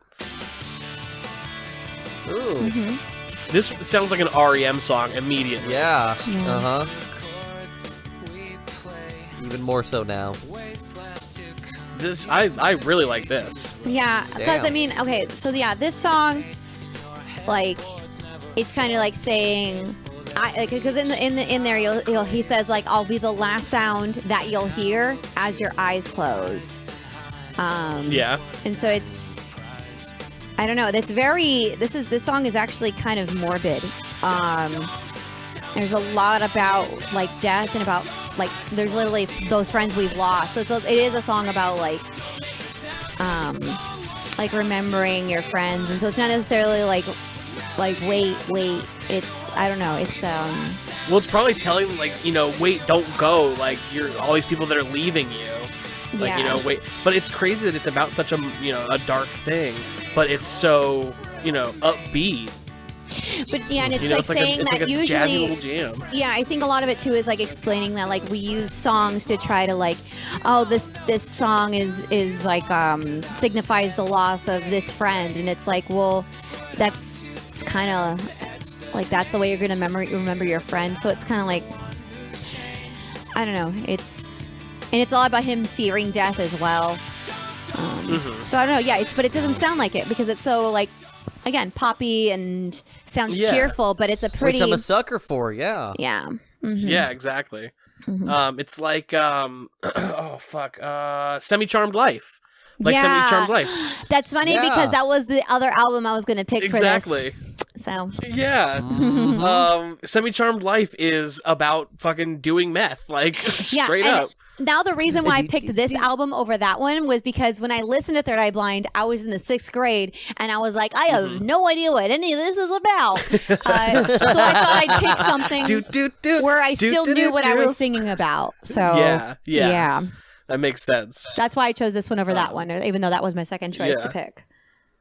Well, I think this is good because I've heard Third Eye Blind. I've never heard this before. Yeah, and I think that there's probably a lot of people who haven't and are going to enjoy this. Mm-hmm. Yeah, you're doing a good thing, Danielle. There we go. All right, we're gonna move on to track number 3 now. Mm-hmm. Any thoughts on this one? For Give It Up, just play it. All right, yeah. I always try to. What I try to do is I'll try to like make a sentence or like try to segue into the song somehow. But recently, more and more, I've been thinking that I might just give it up. Oh, well, this song's a little bit slower. Came back around. Christopher Nolan, the podcast, right here. Yeah. So this song's a little bit Welcome slower. to Tenet, bitch. So a lot of the songs on this album, like, are pretty much, like, a lot of them are about loss or losing people, or just a lot of it can be kind of morbid. And actually in this song, there's a little bit of Phoenix in there. He'll mention 83rd Oh, really? Street. Yeah. So it's kind of like the band is now broken up, and we don't know where all our friends have gone. Like, everyone's taking all these different paths, but I heard this person's doing this, and like I don't know where I'm at in my life. So it's kind of like the songs are like what we hold on to as far as like holding a memory alive, remembering like the good old days kind of thing. Yeah. Man, isn't that for real? God damn. And Yeah. even better when it's like when you have those songs that remind you of those friends that you might not be in touch with as much anymore. But like, it's even better when it's like a real shitty song, like Daddy, or like, you know what I'm saying? Where it's like, oh my god, what a bad song, but god damn it, Kirk Elberg. fucking Superman love that you. hoe. I remember listening to this when Taking shots of Fireball. Yeah. Like, come on. man, no one else could Do you have a Superman. specific song like that, Nick? What's your song? What do you think the shittiest song that reminds you of a friend is? Damn, that's put me on the spot. Yeah, that's a tough one. We're not live. God. Man, it's got to be a bad, like, early 2000s hip-hop song. Oh, is that what it's somewhere. gonna be? But you It's like gotta all that be. shit. You're a big. I you do. like I got 50 a soft Cent. spot. You like Yeah, In the that was- Club. You love all that, That was nonsense. That was middle school, high school for me. Also, the friend actually I mentioned, Kirk. We had like a scuzzy period in our days where we had our college classes be done on Wednesdays, and so Wednesday nights we would both like Wear pink. go get we would get dinner and then get shit faced, and then he was walking distance to the grad, which was the most piece of shit, like sweaty, slutty, skeezy place in San Oh Luis my Obispo. God. Yeah, the and we grad would was go like there- a club that you could get into if you were 18. Exactly. Oh my God, one of And we those. would go on Wednesday nights because it was college hump night, Oh. and the big pop radio station Wild 106 DJs that night, and so like we're like 21 going there, and just like the most bad but beautifully amazing hip hop songs, Cat Daddy, Laffy Taffy, Laffy Bring that Taffy. Laffy Taffy. Miss The New Laffy Booty. Taffy. Oh. Yeah. I'm just like going through all the, Get low. Oh, do you remember Get Low. Cat Daddy? Cat Yeah. Daddy. Call me SpongeBob. I'm stacking Krabby Patties. Bitch, I go to work. Or do my oh Cat man, Daddy. what was the song that they used the Ozzy Osbourne riff, the Crazy Train riff? Oh yeah, let's go. Let's go. That's yeah. Trick Daddy. Shout out to Michael Zaleski. Big Yeah. Trick Daddy fan. Yeah. Yes. Take it to the Fucking house. Also, Slip inside. oh, fun fact. Let's Go and Sugar on the same album. Trick Daddy. Go get it. Go now. All right, go Gimme, pick up some gimme Trick some. Daddy. Go trick up some Pick Daddy. We yeah. are going to move on to track number 4 on the album. Very quickly after yeah. Trick Daddy. Track Diddy. This is called Tie the Rope. Yes, this is okay. It's kind of cool that they have a lot of different feels on this. You know, the Yeah. first song on here was super poppy, super poppy. Yeah, the first This two. wait one was like I said, it sounded like REM, like some old alternative Yeah. stuff. Give It Up almost had a country feel a Yeah, little it's bit. like more acoustic-y. Yeah, Yeah, and then this one is kind of like back to that like pop, yeah. you know. And this, Yeah, that early 2000s indie sound. yeah. Now this one is very emo boy. This song, Yeah. because it's It reminded me of some early Killers. yeah. This song in I can see that. particular, like if you listen to like the first lyric in there, it says, "I'm envy of addicts," and it's all about being in a one-sided relationship where you feel like you love the person more than they love you, and like you're trying to force the relationship because you just feel like you love this person so much, but it's not reciprocated. And so that's why it's called Tie the Rope, because it's like, just dump me, just kill me. Like, I don't have a purpose. If you know what I mean, you're just dragging me along, and I'm not going to let you go unless you let me go. That makes sense. This bass line too in the song is groovy. Yeah, and all of this stuff is so groovy. It's always strange to listen to like this happy pop music, because there is so much of it that is actually about really dark. Like the ideas in this song could just as easily be a Deftones song, you know? Right. But yeah, and it would sound lyrics. So yeah, it would just sound so dark and, you know, like more, you know, emo or whatever. Right. Deeper, you know, darker. Right. But this sounds so bright and poppy, but it's still those same ideas. And I think maybe that's a little bit of why they never took off. Oh, yeah? Because I don't know, because I think you could listen to this and dismiss it, you know, without understanding the lyrics. You'll hear this and be like, okay, it's just another pop song, but it's like, well, no, it's not. And it was, so it's very hard to get it, I think. That makes sense. Yeah. And I'm sure that like record industries want the happy pop songs to be happy. They're like, no, we want people partying to this shit and wanting to buy it. Or and, to you know, be low key about masturbation without being outwardly about masturbation. So precisely. Yeah, like Billy, you know, God, Billy I Idol love that dancing song, with myself, and I touch myself. So God. Oh, I get down to that. Is it weird that whenever I hear that song, it makes me think of one of my friends, Kyle?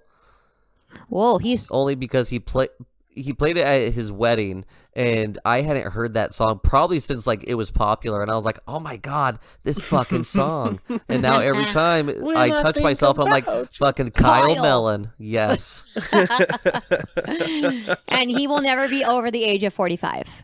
No. He will turn 45 and then he will become Greg. Yes. Oh my God, my one of my very best friends, she lives in Tokyo. She's a comic. Her name is Maya, and her middle name, no joke, is Greg. She doesn't know why her parents named her Greg.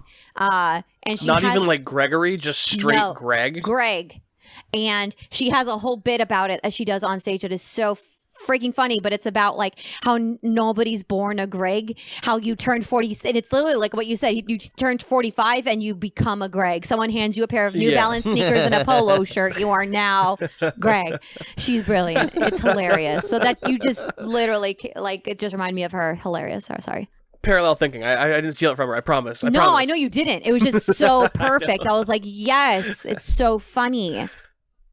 It's because it's true. Yeah. God damn it. Yep. Like it is so true. I know I think I know 2 Gregs, and they're both old as fuck. Funny, because like, yeah, the 2 Gregs that I have associated with me are right around my age. So it's weird to me when other people are like, Gregs are old guys. And I'm like, are they? Because the only ones I know are young, but that's only because of my anecdotal experience. But I guess for most people it's old, so yeah. I guess I did, now that I think about it, I did go to school with a kid named Greg. Mm-hmm. So I guess I do have a Greg my age. I did too, but I already felt like he was 45 when we were like 16. Yeah. I remember being like 12 and this kid already had New Balances on. There we go. Like, he came to school with a tool belt. He's got his Wrangler jeans. Okay, next song. Oh, Wranglers.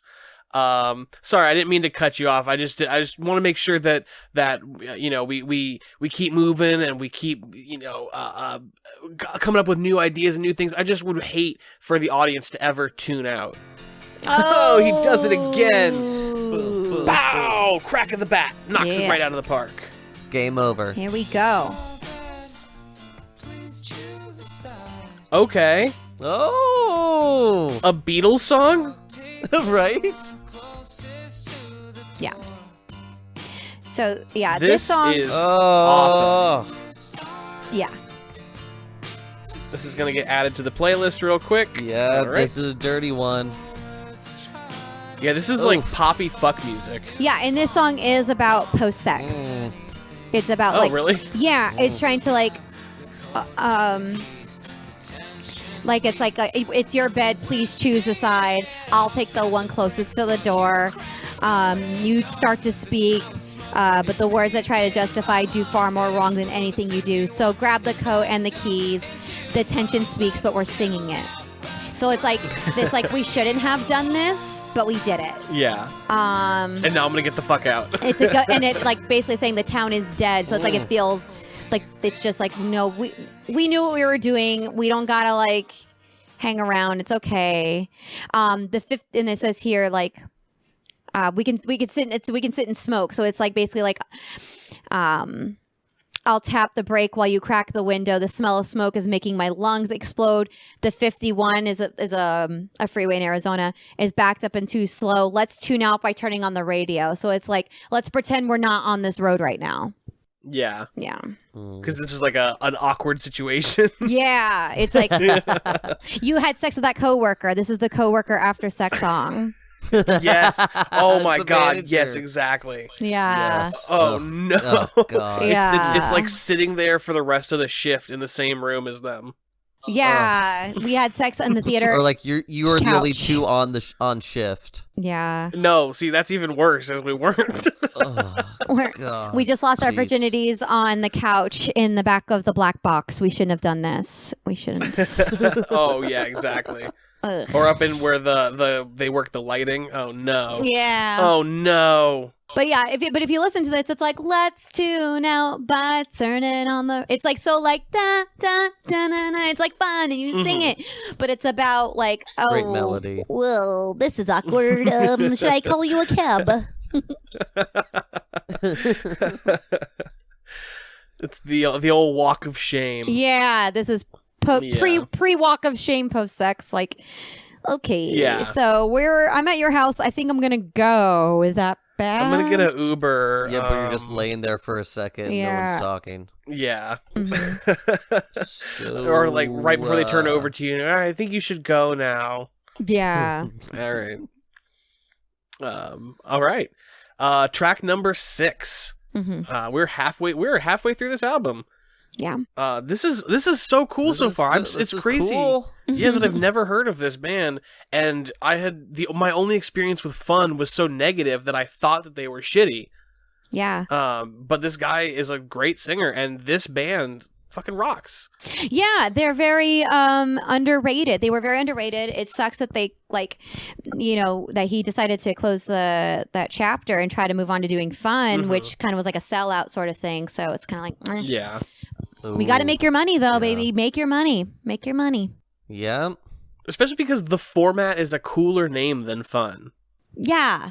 Mhm. Like the Format sounds like a dope band. Yeah. Have you guys ever heard that duet that he does with Pink? Give Me a Reason. Solid song. Yes. Oh, yeah. Uh-huh. Oh my God. Yeah. Yeah, and now Pink, as much as I love what she stands for and her look and her persona, her songs are way too poppy in general for me. It doesn't it's not, and if she is singing about deep stuff, it's lost in the pop. I'm not into it. I love who she is, but I can't get into her music. But anyways. Yeah, That's some That's okay. Yeah, some artists have a style that for one reason or another, no matter how, even if it's a type of music that generally you like, you'll come across an artist and you'll be like, I just don't like them. Like, and it's kind of like, I mean, this is here's my hottest take I've ever given, but like, I just really don't like the Rolling Stones. Whoa. I just don't. Whoa.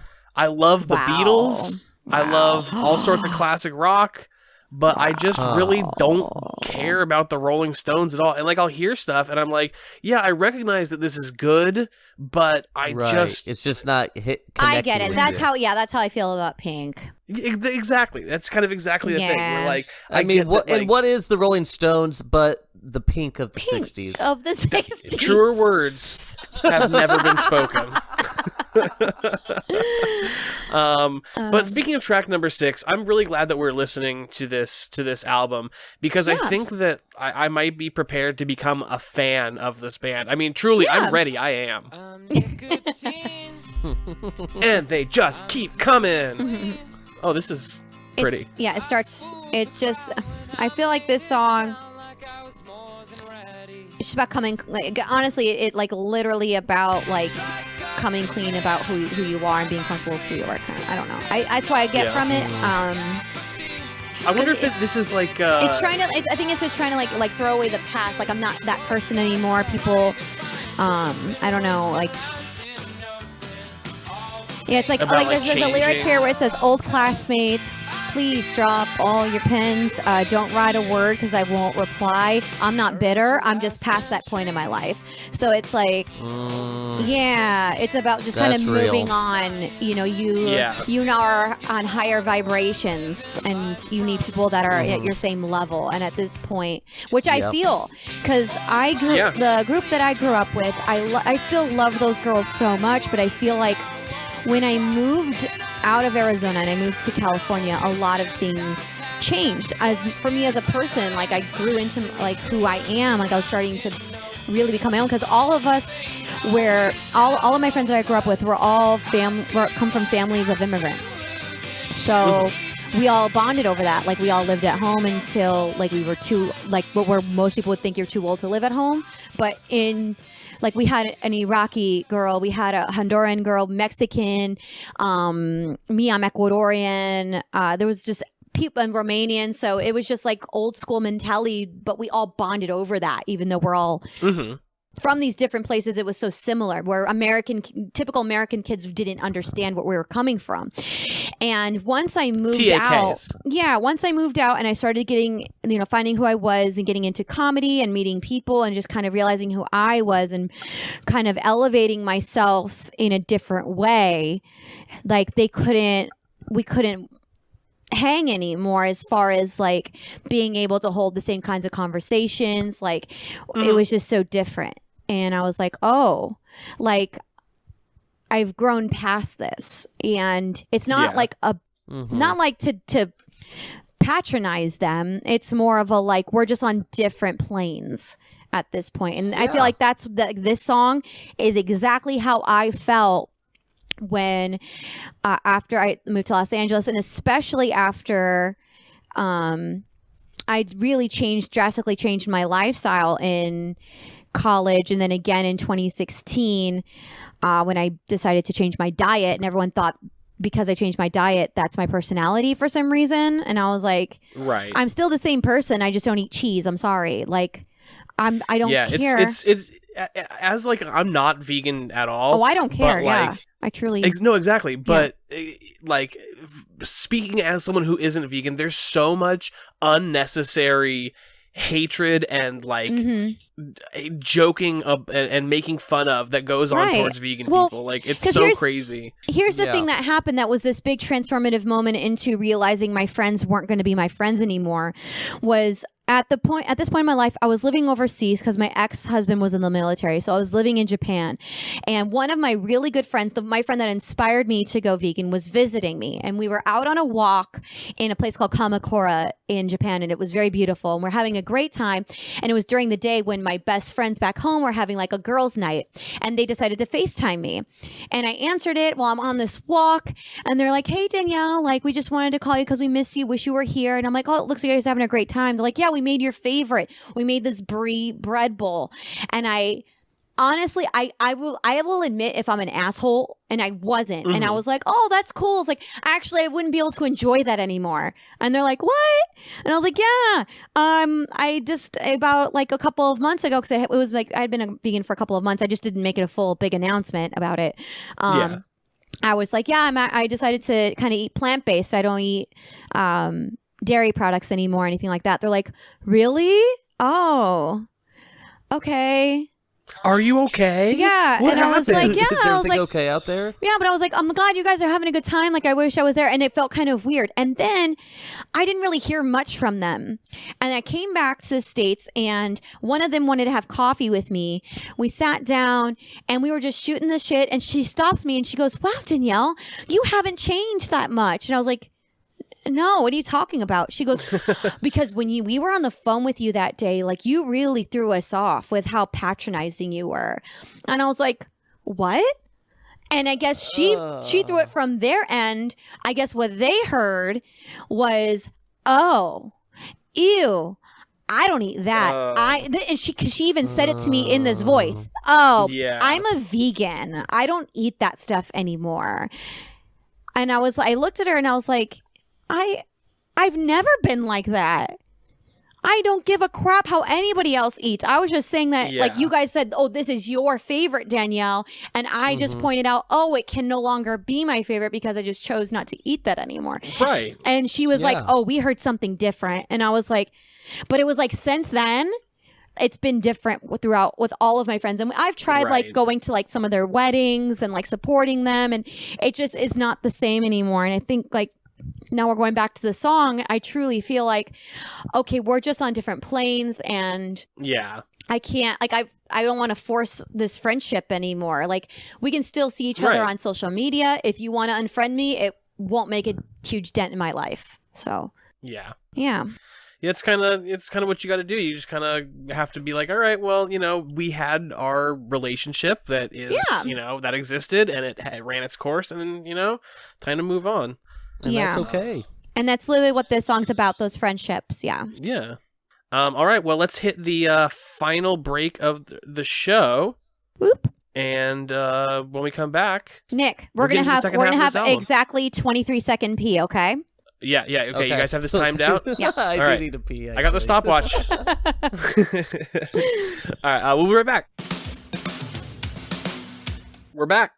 We are on the final stretch of the show, people. It is time for track number 7 off of Interventions and Lullabies by the Format. I am so cool. I am so happy that I found out about this cool well, band. Now you Thank are you so cool. much, Danielle. Yeah, you're now cool because now you like a band that no one else has ever heard of.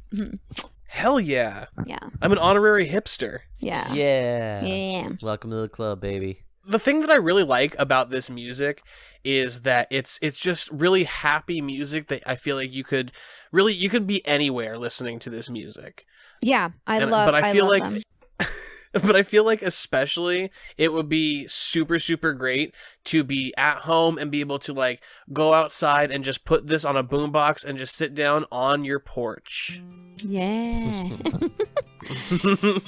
This song's a little slower. Oh, this is pretty. Yeah. But this song is about like the moment he realized he had to get out. Like he was stuck in Arizona. Oh, okay. And there is a lot of like it's time to get out of the desert and into the sun, even if it's alone. So I actually very much resonate with this song because right before I moved to LA, living in Phoenix, I had fallen in love. And we thought we were going to get married. Everybody thought we were going to be together forever. It was it was my first mature relationship. But I had known for so long my future wasn't in Arizona. I knew I needed to move out. I knew I needed to get out to Cali, and I needed to pursue entertainment. And I couldn't prolong it anymore. You know, when I said that I was going to move, my dad tried to bribe me to stay home because he didn't want me to go. It got prolonged for another 6 months, and then I was like, nah, I've got to get out of here. And I was in this relationship that I didn't want to leave, but there was still something within me that's like, you got to get the hell out of here. There's nothing for you here. And I was like, listen, we didn't break up when I moved. We definitely broke up about a month and a half later because there's just no way it was going to work. Because he couldn't move out with me. He had a kid and stuff. And and so, but I had to do it. And I was like, listen, I can't stay here. I can't, and eventually we had to break up because I had to choose my career. So right, yeah. Yeah. And that's what this song's kind of about. He's in this relationship and it's like, I got to get out even if it's alone. So that's why at the very end of the song, like it just over and over, even if it's alone. It was like, I was on your porch last night and the smoke, it sank into my skin. So it's a very much like, whoa, that epiphany moment of like, I got to get out if I want to evolve in the way that I want to evolve. Yeah, and be able to like be content with yourself as a human being. Yeah, so I mean, it's crazy, like going back and remembering these songs, because at the beginning of talking about this album, I guess I didn't even realize how important this was to me or how much I actually really did relate to it. And now that like we're listening to these songs, and I am realizing, oh no, wait, I did listen to this song a lot during this part of my life, and I remember listening to this before and thinking, oh yeah, this happened to me too. And so it's a very like, this is now re-listening to it right now is like, oh yeah, I guess it was a lot deeper than I originally thought. Yeah. Mm-hmm. See, you made the exact right choice. Like, yeah, I always tell people when they come on the show that because a lot of people are very nervous about what album they're going to bring, and they overthink it, or they're like, oh, I don't know, I thought of one, but I don't know about it. And I always say that like, whatever it is, I think this show makes you re-fall in love with music, because very seldom do you actually sit there and go through an entire album and like think about the songs in an active way like this. Mm-hmm. Yeah. So I just want to say you're welcome. That's basically what I'm saying. Thanks, Rick. Oh my God. Thanks, Daddy. No problem. I just do what I can. I don't have a segue for this one, but it is called Sore Thumb. There we go. Some like, this is some like rock music now. Yeah. And I feel like with the lyrics in this one too, it's very relatable for a lot of people. Yeah. Because it's just, you can hear like in the beginning where it's like, forgive me, you cut out again. It seems too easy just to blame the reception. So it's kind of like there's a misconnection. It's kind of like having, like, it's just, you guys are, it's like if you're in a relationship where you guys aren't on the same page. Okay. Yeah. Yeah. It's easy to, blame the reception. I don't know why you never say goodnight. So, you keep the ring, I'll take the Saturdays in bed. So it's like, they were together for like 2 years because it's, for me, it's just another 2 years. So it's like, well, whatever. It's kind of like whether you're clearly using me, like we're using each other as a crutch. You're using me as a crutch. Pull off the bandage. There's no wound. Just give me back the ring. So they were engaged. And it's like she basically was like choosing like her friends over him a lot. It's probably, I feel like it's probably related to the last song. Yeah. Where like he's realizing that he has to go, and then this is the one where he like, I feel like the last track is him on the loving side being like, I have to go even if it's alone, and like being sad about it, and then this Sore Thumb song is him being like mad about why she has to, he's like, he probably wanted her to come with him, but she was like, I can't, or for whatever reason, so he's getting that side of his feelings out. Yeah, because it's like, keep all those summers with your friends, give me back the ring, because I know you need those summers with your friends, basically. I'm here losing sleep, and you're fine, kind of thing. Yeah. Your sore thumb, your best defense is miles from home. So she's saying, oh, it's the distance, you moved, so what do you want me to do, kind of thing. And this is the saddest happy album. Yeah. I know, right? Like I told you, it sounds very poppy and it's very catchy. It's very, but like I said, the lyrics are very dark on a lot of these songs. Yeah. Mm-hmm. I mean, but that's what makes interesting music. That's why I think this band is much more interesting than fun, because that song Tonight or Young or whatever it is. Yeah, we are young. Yeah, see, that's the thing. It was that's like a sellout song. So like anybody that was a fan of the Format heard that song like on the Toyota Corolla commercial, and we were like, no, like we get your money, but no. So man. Yeah, it's certainly it's quite a mess to be made. Yeah, there we go. Is there ever any like kind of like hints or anything that maybe like they'll get back together and make some more music? No, I don't think so. I think it's done.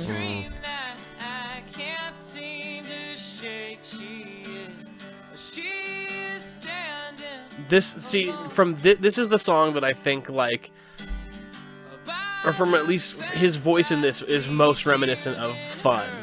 Yeah. You know what I mean? Like this is the one that sounds like he's like, oh, I want to make a band that does this kind of music.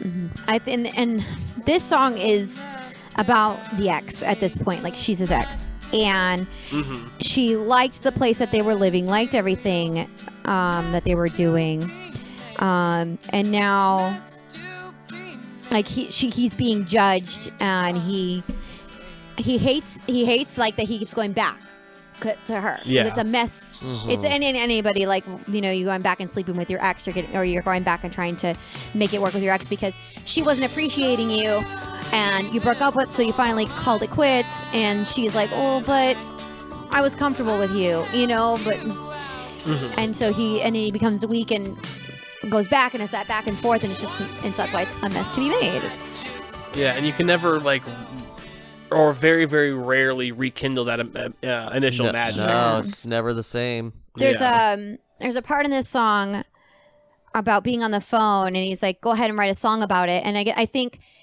that song was written about a phone call that the lead singer Nate had with his ex, and one of her friends was in the background and screamed that to him. So I guess he was like trying to like talk to her about like how it wasn't working and stuff, and you know, she was trying to like, and I guess the girl just shouted, go ahead and write a song about it then. So damn. Wow. So he's like, all right, bitch, I will. I gotcha. Yeah. Jeez. Nate is another name. That's a young person's name, I feel like. Yep. Nathan. No one's Grandpa Nate. It's your Grandpa Nathaniel. Yeah. Nathan. maybe that's the interim. You go from Nate to Nathan to Nathaniel. It's like a Pokemon evolution. All right, track 10 on this album. Before we get into it, Danielle, you got any anything you want to say about this one? It's got a cool title. Let's make this moment a crime. This song I never put a lot of thought into.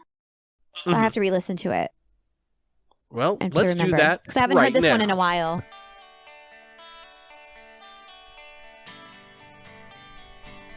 Each song starts off with a very neat guitar part. Yeah, like, I was just gonna say the same thing. A lot of cool little guitar riffs to open each song. So it's, you know, we just got to take our time. It's like nothing really matters. So let's make this moment a crime. I know you're left behind. So, this is probably like the happy. I feel like a lot of these songs on here are about the same situation, but the happy and the sad side of it. The different like levels. On your porch and I and think, sore thumb.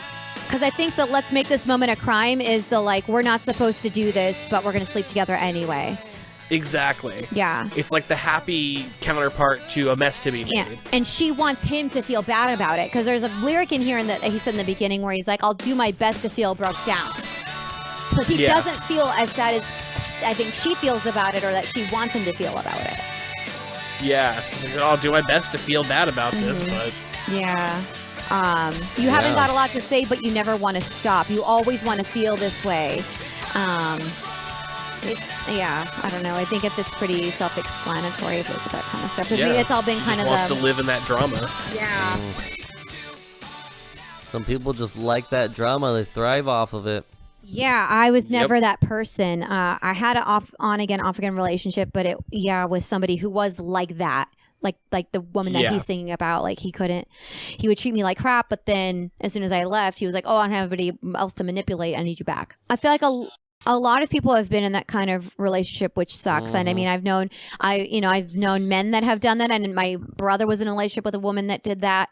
That's very, it's very narcissistic. I was in a relationship with somebody who did that. It was a man. So it's like, it's a very much manipulation tactics. I'm like, if I leave, you're going to be just fine. You know, you'll just have to find a new girlfriend, mommy. Yeah. So, I mean, that's pretty much this song, I guess. Oof. This album is bringing back some feelings. My goodness. Man. Yeah, for real. I'm glad that, man, this is so cool. I gotta say, I love doing this show just because I get to find out such cool music. I wish I could do this for the rest of my life. I want this to be my job forever. And that, like, if I ever have a son or a daughter, I go to their class and I get to, like, talk about what I do, which is this bullshit, and I just, like, win career day. Yeah. Oh, Lord, Rick, your reaching is hilarious. Hey, you know what? Look. They can't all be winners.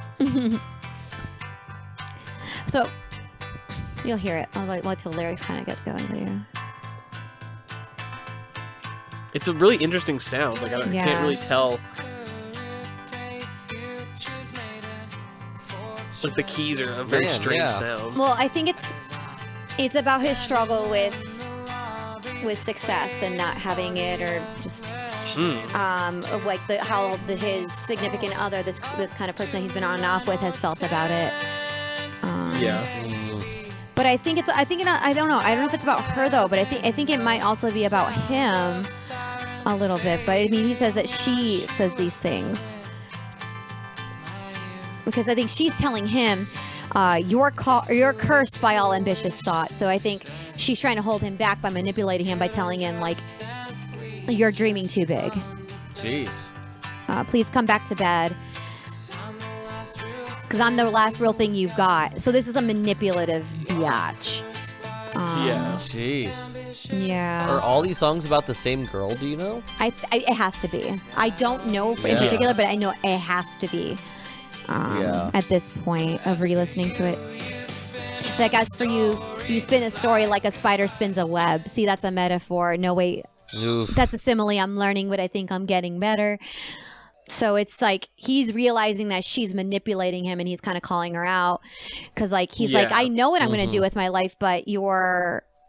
And it's crazy because I was one of the relationships that I mentioned earlier, that where I was being manipulated and stuff. I was 20 years old, 21, and I thought my path was being an actor. That was my thing. I wanted to be a comedic actor. I wanted to be also. I would go for dramatic roles if it came for me. I did a lot of indie films. I did a lot of stuff back in the day. I was hella acting, and that guy was like.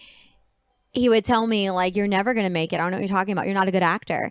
And, like, one time I remember I was taking one of my classes through an acting coach, and she had us record everything.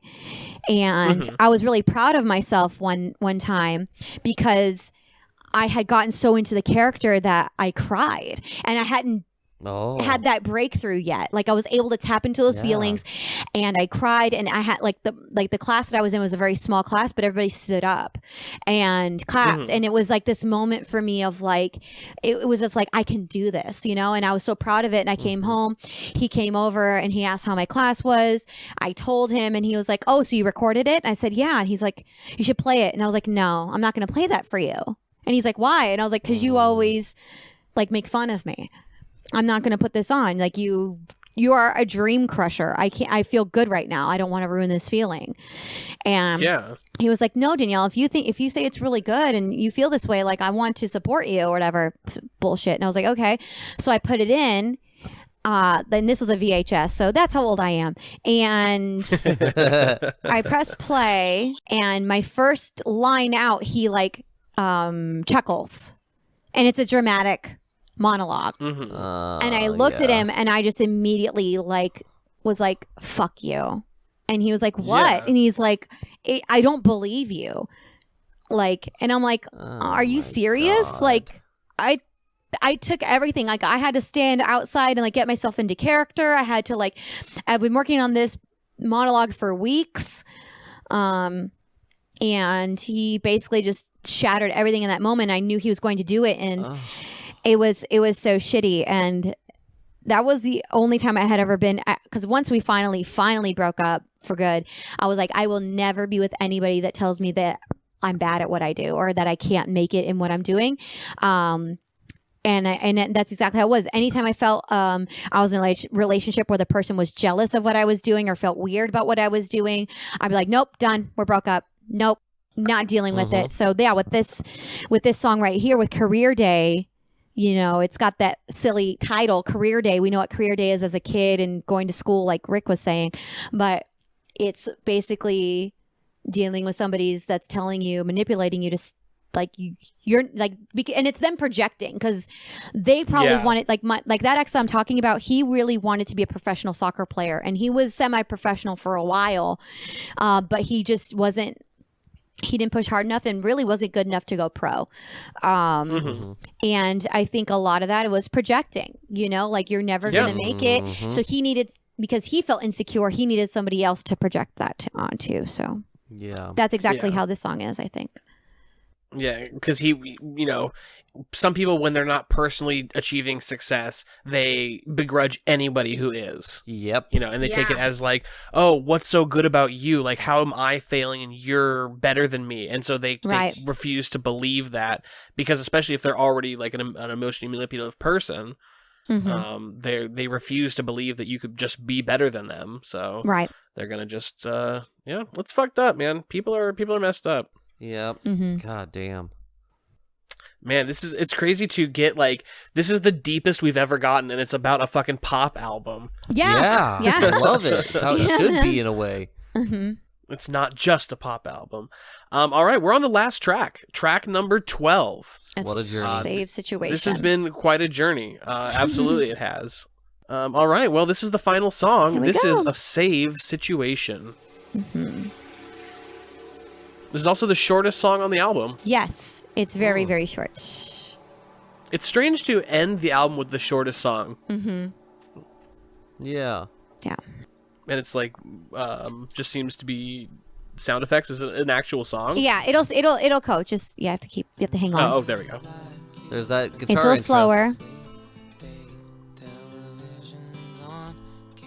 A lot of these songs seem like, I don't know if this is the case, but they seem like the singer kind of just wrote them like playing an acoustic guitar and then brought them to the band to like fill out. Yeah. And with this song in particular, he mentions my hometown, which is Glendale, Arizona. Oh, nice. Glendale, so represent. So he says here, like I fall down, we all fall down. So it's like when your friends leave, they get gone. Such a pet peeve when you prove me wrong. I fall down, we all fall down. So it's like Tempe's another city in Arizona that he mentions here. I need to get back over there. I need to feel comfortable, because he's feeling uncomfortable right now in California. It's not what he thought it was going to be. So he's feeling like he's kind of failing. So he's like, we fall down, we all fall down. I'm missing comfort of home, kind of thing. But I don't know if it's related to his relationship or not. I think that song feels more like, I feel like there were a lot of songs on there that are about relationships with specific people. That song feels more about just his relationship with home. Yeah. You know, like talking about the different cities, talking about like, you know, not so much like an individual person, but just like the feeling of having to leave your city. Yeah. He's homesick. I feel like it's homesickness. Yeah. Because it's just like, Glendale is where he's from. I think a lot of us, so Glendale's a very like, suburban. Most of it is kind of suburban. I mean, now there's a lot more happening as for with the Cardinal Stadium and stuff like that with that part of Glendale. But for the most part, where I grew up, very suburban, conservative. Tempe is the progressive place that like all college kids live, because that's where ASU is, the main campus. And so like if you move, like I never moved out of Glendale because that I'm a Latina and you live at home till you get married kind of thing. But you either move to like downtown Phoenix or you move to Tempe, and you that's where you come into your own and find yourself. That's where all college kids go. Like you go party in Tempe. Gross. I would never anymore. But, so he's saying I need to get back to Tempe. I mean, I need to get back to my home with my friends, kind of thing. Anything that keeps me away from Glendale, and I think that might also be where his girlfriend lives. Oh, yeah, that makes sense. Because he's like, back down these streets that lead me to the ones that keep me away from Glendale. So open your eyes and let me in. We all fall down. So I think it's like we all have low moments. We all feel like we got to kind of like need that comfort. That's why, like, most people, when they're on the brink of death, they call for their mom. We want that comfort. And what's comforting to a lot of people is their hometown, their parents, and childhood memories. And I think for him, it's more of the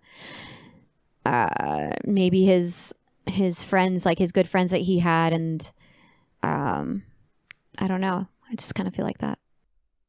Yeah, I mean, it definitely has that vibe too, even beyond the lyrics. Like it just seems like a forlorn, but like there's a resignation to the song, which is the way the melody. Because I mean, the whole album was also about him getting out. He's like, I got to get out of Phoenix. I got to get to California so that I can make my dream come true, with my career, with this band, with this music that I'm writing.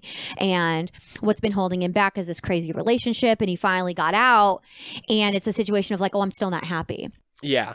And I feel like a lot of people have that too when they fantasize about this place that they've been wanting to go. They've created this, and we've done that with relationships. We've done that with everything. We fantasize about how perfect this is going to be. We have it, and then we're like, oh, fuck, I'm not as happy as I thought I was going to be. This isn't as magical as I thought it was going to be. I thought this was going to change everything. That's the epitome of moving to LA. What I needed. Like, I moved to LA, and I still to this, I'm a weirdo, and still to this day, I love LA, and I can't wait to move back again. I'm a weirdo. There's so much about LA that I know how to maneuver and avoid that kind of griminess of Hollywood. Right. But a lot of people genuinely hate it and will still try to live there because they think that's where they got to be for their dream. But it's like, you really don't have to be there to do what you want to do. No. Right. I mean, that's one of the reasons why I don't live there right now, is because I don't need to. I love it, and I have a lot of connections there now, but I feel like I've been doing comedy long enough. I can kind of live wherever I want and still make it work, and eventually we'll move back. But I feel like a lot of people think, oh, I have to live there, and they try to force it, and they're always depressed. They're always hating LA. They're always like complaining. It's like, just fucking get out. Yeah, well, I think they hate it so much because they expected it to fix them. So they get there and they're like, I did it, I made it, I'm in LA, now I should be happy, and they're not, and so they're like, what the fuck, LA? But that's it. That's the album. We did it. We did all the way through. We did it. Boop, boop, boop. Go us. We win. Thank you so much for showing this to us. That like, was great. I say that every episode, but I'm like, because I didn't like Fun, I had that one bad experience, and I was like, fuck this band. And so when you said that is the singer from Fun, my initial thought was like, oh, I'm gonna like be like, oh, this is all right, but I really enjoyed this. Yeah, I'm glad. This was good stuff. Thank you. Yeah, I'm looking into some other stuff of theirs. Yeah, absolutely. Because there's other albums and stuff too. Yeah, Dog Problems is another one that I like. It's got very much a different sound to it. Definitely recommend it. This will still be my favorite album by the Format. But the other one is still very good. Snails, their EP is also good as well. Yeah. All right, well, go check out the Format wherever you get music. And Danielle, do you want to plug anything? You want to tell people where to find you? Yeah, I do. You can go to my website. I've now updated my dates on there. It's DanielleArce.com. I have videos on there as well. If you're like, well, I don't know if I want to see you live yet. I got to see some proof that you're funny, bitch. I'm very confident enough to have videos up on there. One of them is from my time overseas that I did comedy in Japan and Australia. So if you want to see that, it's up there too. I have my bio and info, and all of my social media links are on there. I am doing some traveling. I don't know where your fan base lives, but I'm literally all over the place. Nick, my fiance, who is also an amazing comedian, was previous guest on this podcast. We are co-headlining in Arizona at Improv Mania Comedy Club, 4th of July weekend. I think in about a month or so, I don't know when it's going to come out because they haven't told us, but I am on an episode of To Tell the Truth with Anthony Anderson on ABC. Cool. Its seventh season just launched this last week, so just be on the lookout. I don't know which episode it is, like as far as the number, so I'll be on that. It streams on Hulu as soon as it comes out. So if you have Hulu, ABC, I think it also airs on CBS as well. Don't quote me on that. We just filmed on the CBS lot, so I'm assuming. So there you go. Badass. Yeah. Awesome. Well, thank you so much. Go check her out. Go check out her website. Find dates. Go see her. I'll vouch. I'll vouch for you, Danielle. You're hilarious. Aww. Thanks. Thank you again for doing this for us. Thank you both. I had an absolute blast. And of course, everybody listening, go ahead and give us a follow at SpinDocPod. We're on Instagram. We're on Twitter. You can also send us an email at spindoctorspod@gmail.com if you got any questions, comments, criticisms, anything you want to say. Thank you for listening. Of course, we don't pay to advertise the show at all, so if you want to show your friends and spread the word, we love you so much. Okay, how about this? If you tweet with the hashtag SpinDocPod, I'll shout you out on the podcast. There you go. There's my solemn promise. I love it. I love That's very enticing. And also a big thank you to Pale Blue Dot for our theme For You off the album Kingdom, Phylum, Class, Order, Family, Genus, Species. Go get that album. Go get the format and go get Kingdom, Phylum, Class, Order, Family, Genus, Species. Great music all around. Thank you everyone for listening. And as always, I've been Rick. I've been Nick. And we've been the Spin Doctors. Hope you enjoyed your medicine!